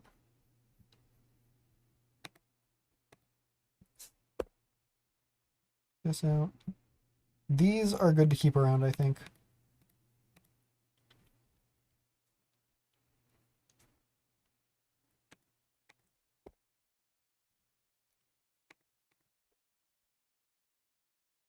Okay. So here's the queen. Now what the queen is a combination of the rook and the bishop. So to make the rook, we simply need to... We're going to finish all of the pieces on today's stream. That's actually going to happen because it's actually going to be easier than the rook is the king. And I think it's worth putting it last because it's the piece you probably are going to move the least frequently, let's say. You know what? Let me look up.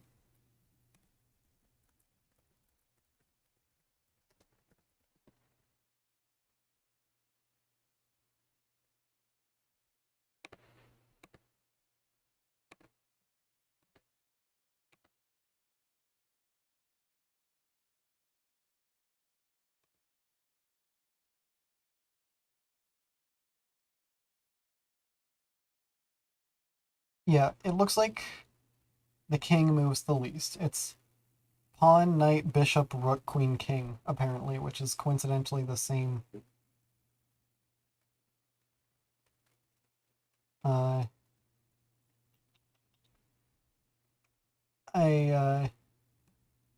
It's from a Stack Exchange forum, stackexchange.com/questions/979/peace-movement-statistics. That's my source. Yeah, apparently the same order that I already was sorting them in, interestingly. Pawn, knight, bishop, rook, queen, king. So king will go last because it's the piece you're going to pick up the least. And this, what's going to be fun is that we simply just don't need this.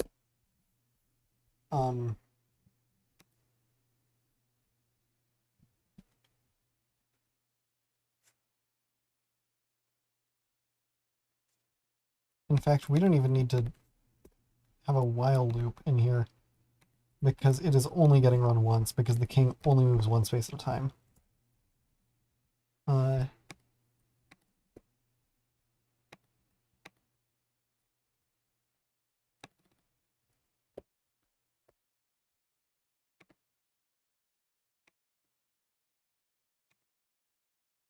Why is that only within? Why is that not only within the?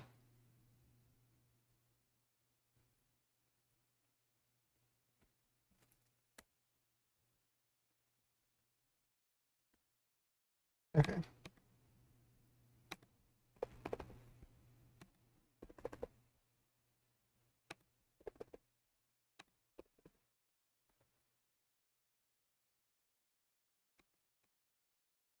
Gosh, I think with how close I'm sitting to the mic, I'm a little bit afraid that I'm being way too loud, but okay.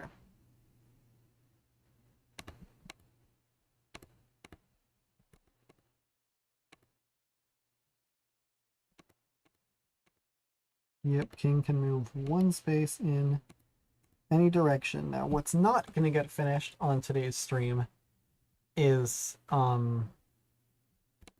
that's not a legal move because that puts you in check and the game doesn't end. Wait a second. What was that?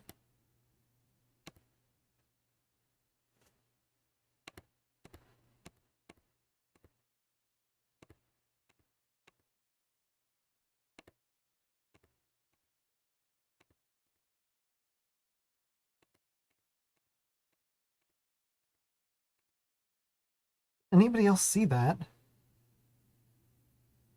Am I going insane?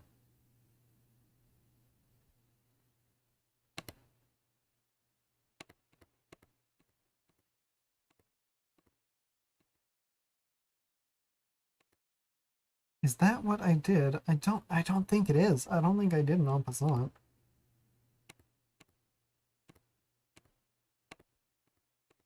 Yeah. What? White can just take that piece? New glitch discovery, I guess. That obviously shouldn't happen. Okay. We need to go check for anything in the pawn. Dude, how did it take so long for me to catch? And I just randomly caught it.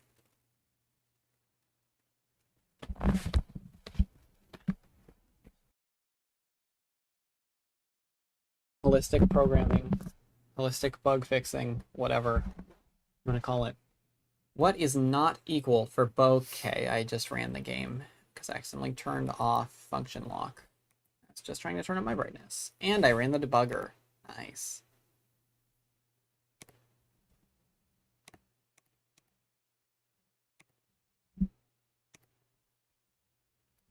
Okay.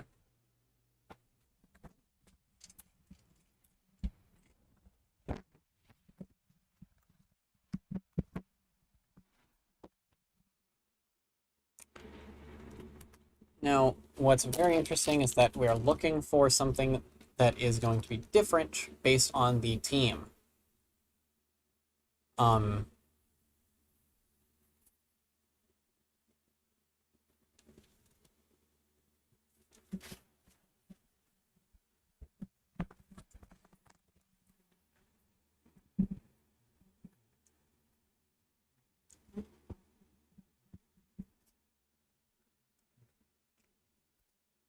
One thing that might be interesting for me to try, maybe off stream sometime, is to see if I could potentially rewrite the pawn code to be shorter.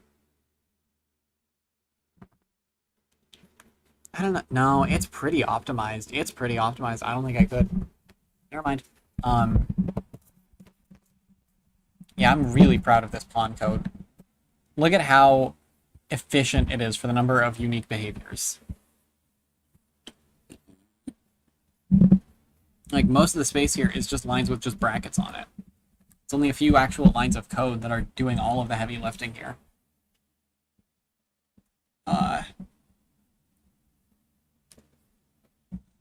Okay. Not has moved. Now it's true with piece object.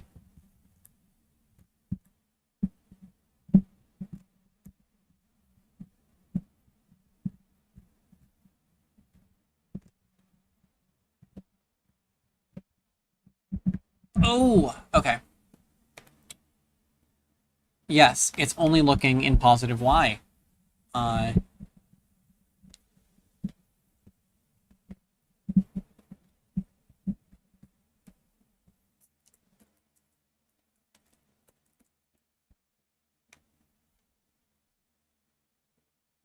Is this a bit of a janky way to do that? Maybe. Is it going to work? Yeah. No. Oh, hey, now it just doesn't work for both of them.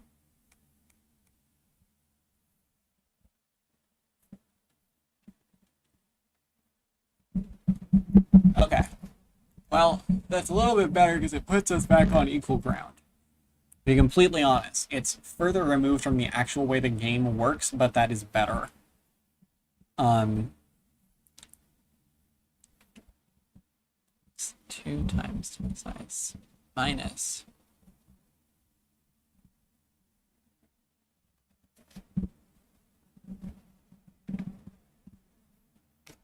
Okay.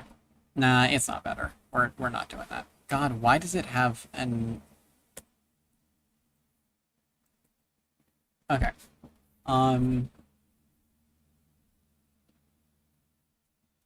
Plus 2 times team size.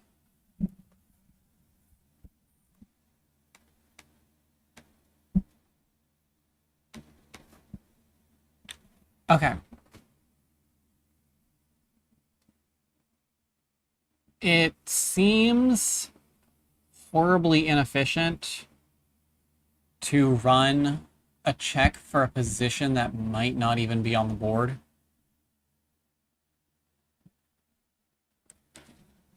But we really could just...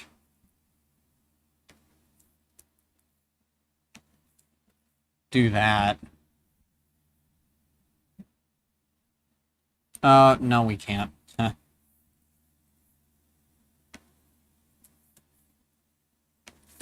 We really could just do that. I hope.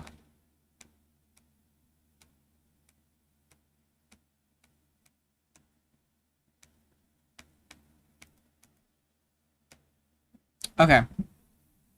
And that shouldn't be a problem because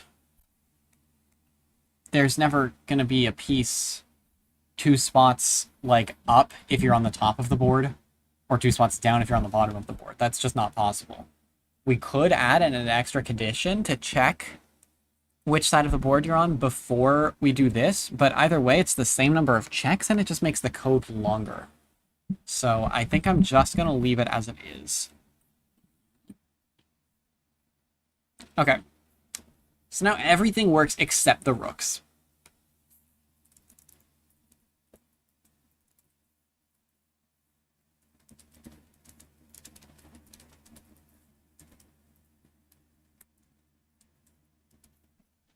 Okay.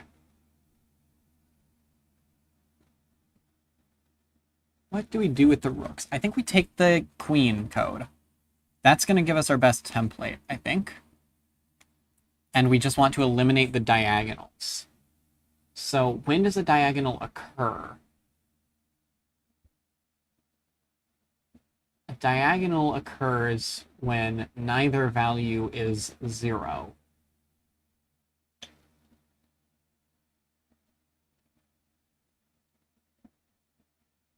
So one of them should always be 0.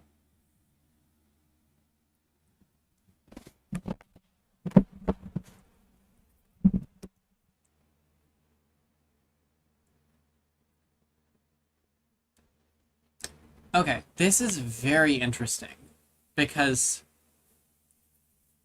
we've essentially got 6 cases where the bishop has 4. It has -1, -1, -1, 1, 1, -1, and 1, 1. The rook, the queen has 8 because it has -1, -1, -1, 0, -1, 1, 0, 0, 0, -1, 0, 1, 1, 0, 1, -1, 1, 1. The rook only has 6 because one of them always has to be 0. The rook has -1, 0, 1, 0, 0, -1, 0, 1, and 0, 0 is not a valid move direction, so it only has 4. Okay.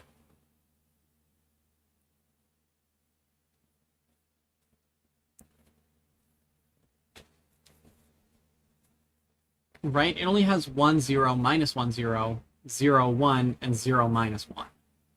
So I think we just kind of have to change up the approach that we take to this. The first 4 statement will represent whether... The first 4 statement will represent whether we are setting the x to 0 or the y to 0. The second 4 statement will represent what value the other one is. You confused yet? Okay.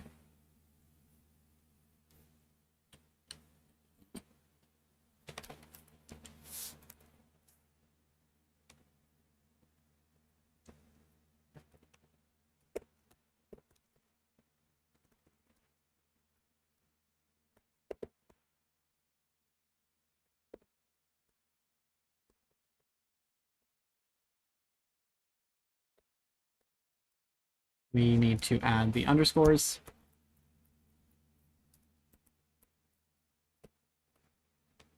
Okay, so that's good. So now when I is 0, x direction is 0, and we're adjusting the y direction. When y is 0, x direction is... When I is 1, x direction is being adjusted and y direction is 0. So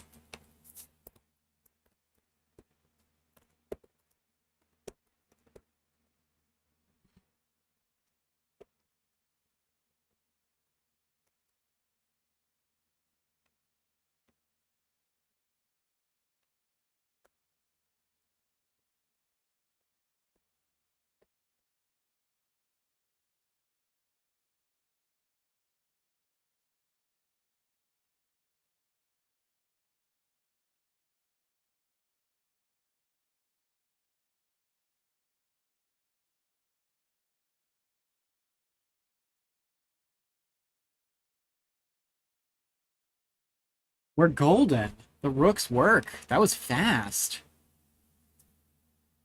Okay. These are all of the standard behaviors. And en passant. And pawns moving too. And pawns attacking diagonally. Other than that, these are all very normal streamlined behaviors. That is all done now. And 2 hours, 5 minutes in. What needs to be done still? Pawns becoming queens if they cross the board needs to be done. But that is not part of checking move legality. That will be done in a whole separate script.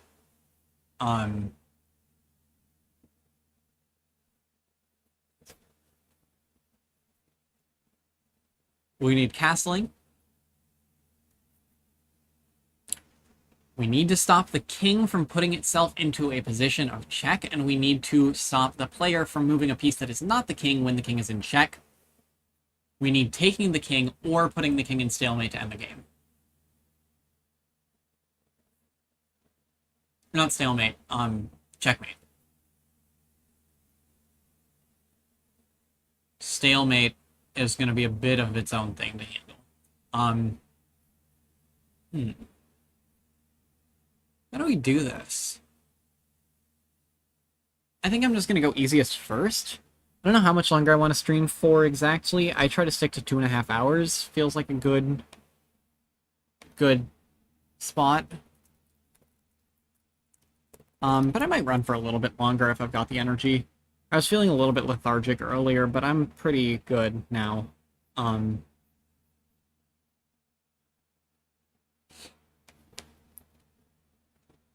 Okay. We're going to just add a promote script. So that's right. We are, for the first time, moving outside of... First time, it feels like forever, moving outside of the legality checker script. Promote.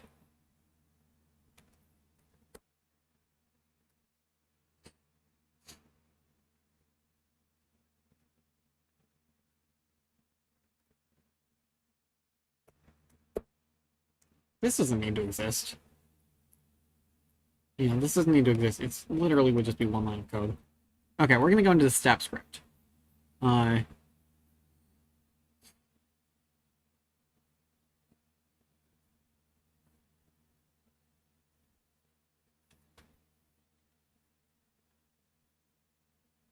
Look at how colorful this is. I love it.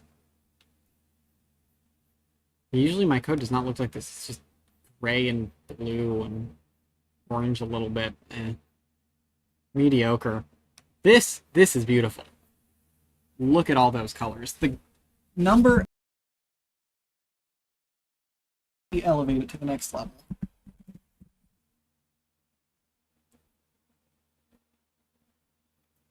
Well, that's actually really pretty. Especially down here.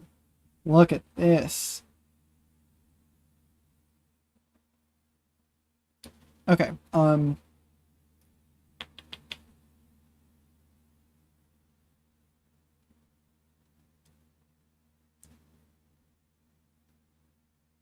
this is interesting. I marked potential problem spot and didn't elaborate on what the problem might be.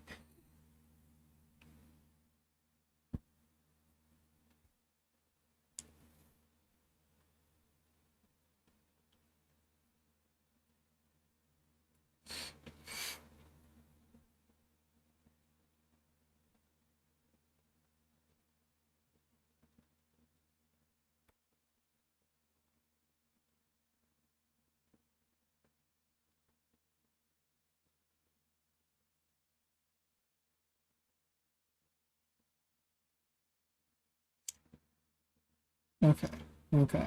Good one. Good job, me. Counting for both team possibilities there.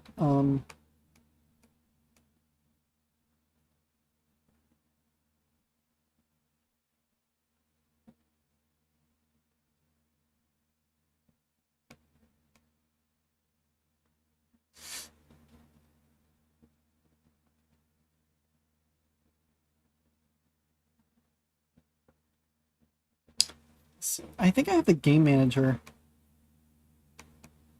Okay, this is a bit of a thing, but... Oh yeah, it's just picking piece types based on board positions.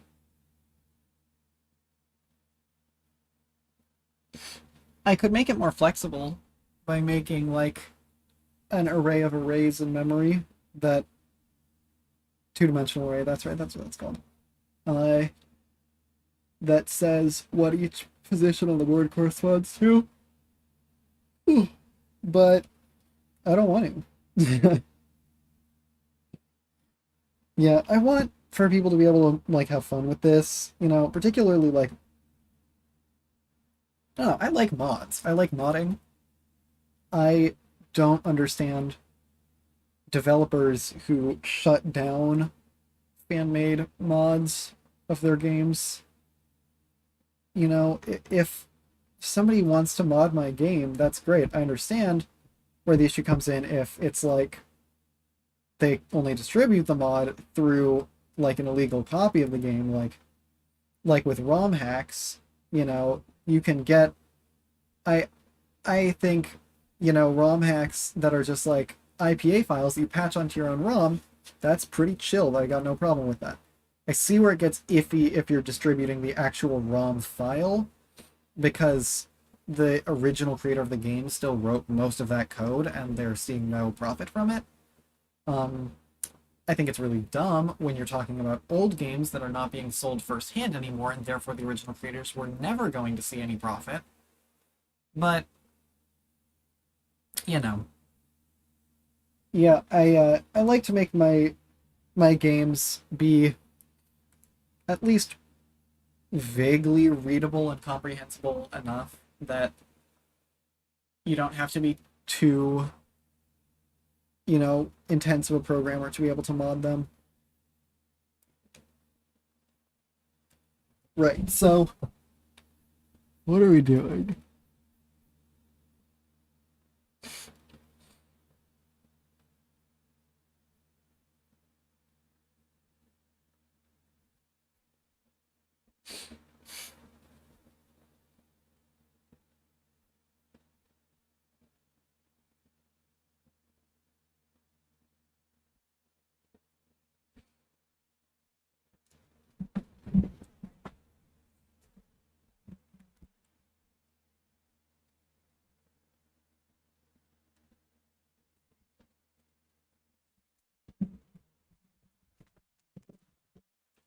I think I'm going to make promotion, and then I will, Now, where's the spot where the piece actually gets placed?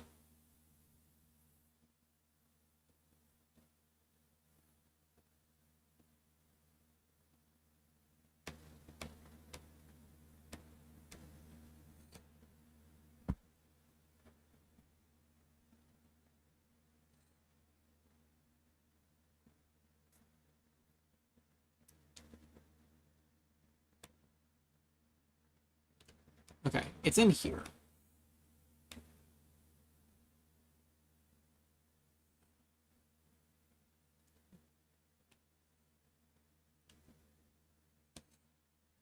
Okay, we're gonna split this into two if statements.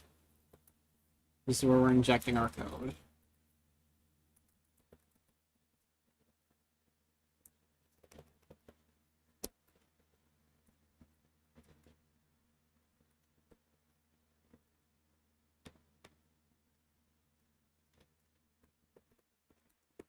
Once again, I think it's good practice to use else-if statements, because it simply cuts down on the amount of conditionals that are run if the first one happens, and this one will happen a lot more than promotion most of the time.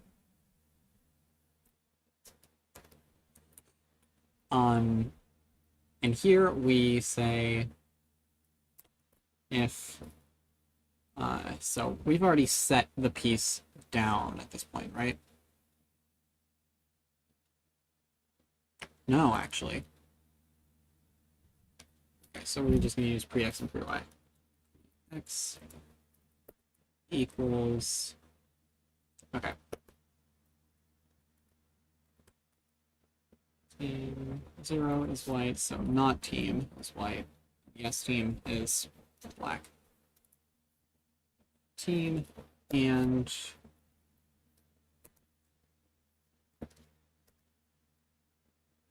team is at the black team is at the top of the board, which is 0. Oh, so for not team, 0, 4, team, and y equals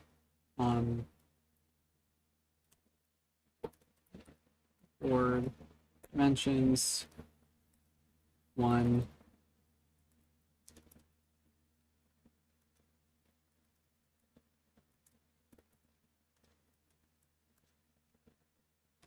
okay, let's just see what happens now. Never mind. Else if what? Oh, right. I was just singing the phrases of the else if statement and then just completely forgot to use it.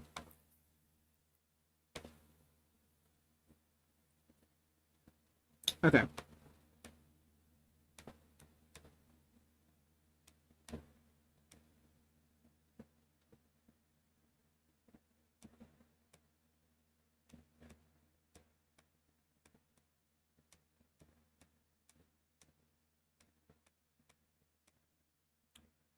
Hooray, nothing happened.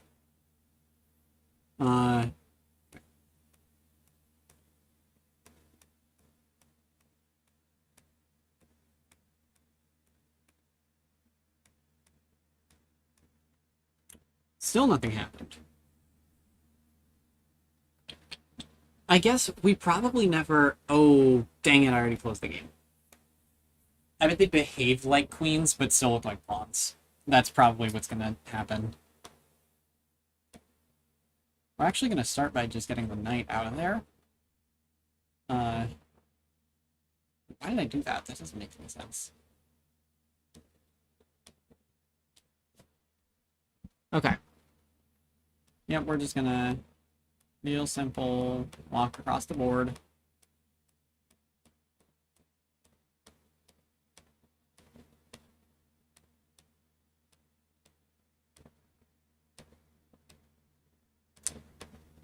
Never mind. My hypothesis was not correct.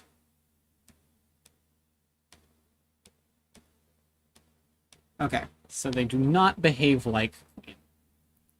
Is piece type even the right name of the variable, or is it just type? Why do both exists? Why do both exists? It's type, it's not piece type. Okay, now we run it again. Now, I think what's going to happen is that they're going to behave like queens, but not look like queens. So...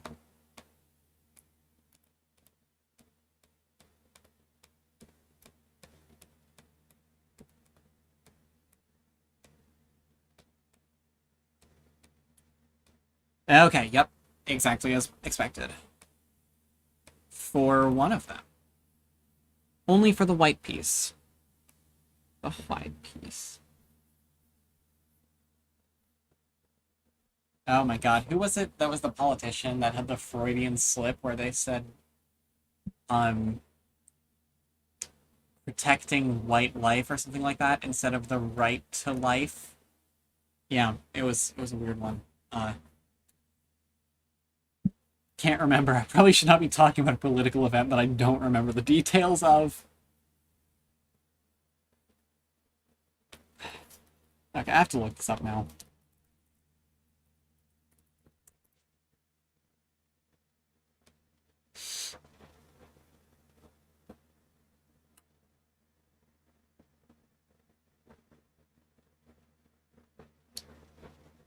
Okay, CNN. At Donald Trump's Save America rally this weekend, which was 6/27/2022, a former attorney... Wait, no. That was the editor's note. At Donald Trump's Save America rally this weekend, Republican U.S. Rep. Mary Miller of Illinois hailed the Supreme Court's decision to overturn Roe v. Wade as a historic victory for white life. Social media exploded after her remarks Saturday night, with many people wondering online whether the comment was a Freudian slip. Others theorized that Miller had simply said the quiet part out loud. Her spokesperson said the first-term Congresswoman had meant to call it a historic victory for the right to life, not white life. But something else Miller said at the rally, which she has not brushed aside as a gaffe, is alarming in its own right. Referring to the moment when the GOP lawmaker told former President Donald Trump, who stood behind her podium, "I am so honored to have your endorsement." Okay, this is just an opinion. No, the white life thing is way worse. What are you talking about? Are you kidding? Oh, Jesus. It's such a white liberal thing to say that her liking Trump is worse than her saying a historic victory for white life. It could not be any more dystopian. Anyways, we're not talking about US politics. Unless we are. Oops, I accidentally opened Eclipse, hang on. Okay. Yeah, so we got it behaving like a queen, just not looking like a queen. So, I think in here we... Where did it go?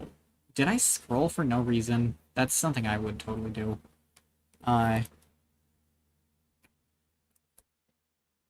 Sprite index, is that right? Equals... what's the name of the sprites? Oh, it's image index, okay. Now we go into the piece object, create,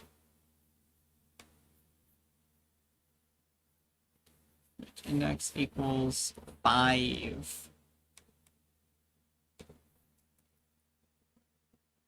All right, now we run the code, and we'll see what happens.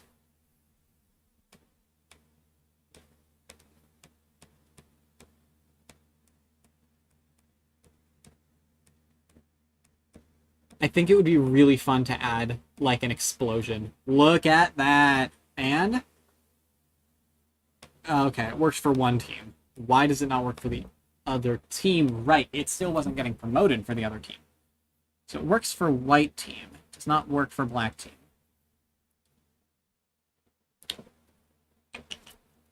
Minus... Oh, times...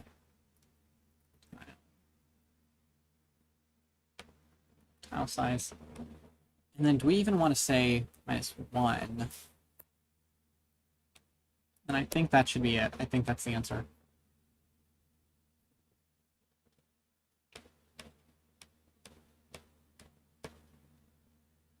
Why did I do that?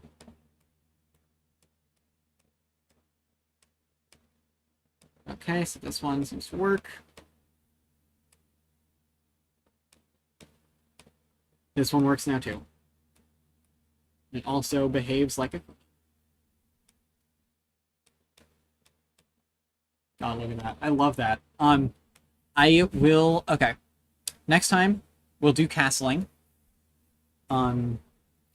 We will put that... Where am I going to write that down?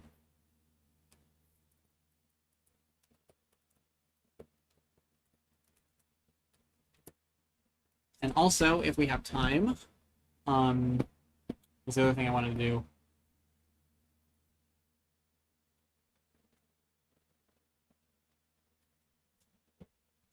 Also, check stuff if time, which I assume there will be. Then go from there. Alright, so that'll be right there when I open up the project again. Hopefully it won't be as long this time. Because, yeah, you could definitely tell from earlier points in the stream that there were some hiccups due to me just not remembering how I programmed a lot of this stuff.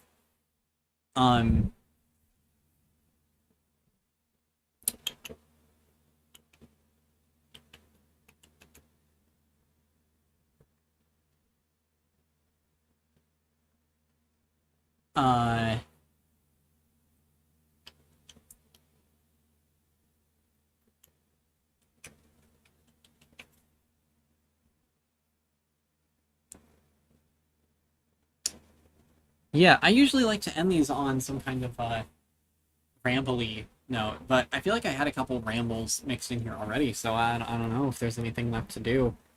I mean, there was, just to recap, there was the white life thing, there was the thing about how C handles arrays, and I definitely want to make that a thing in GameMaker, and just, like, make the most nightmarish engine you've ever seen.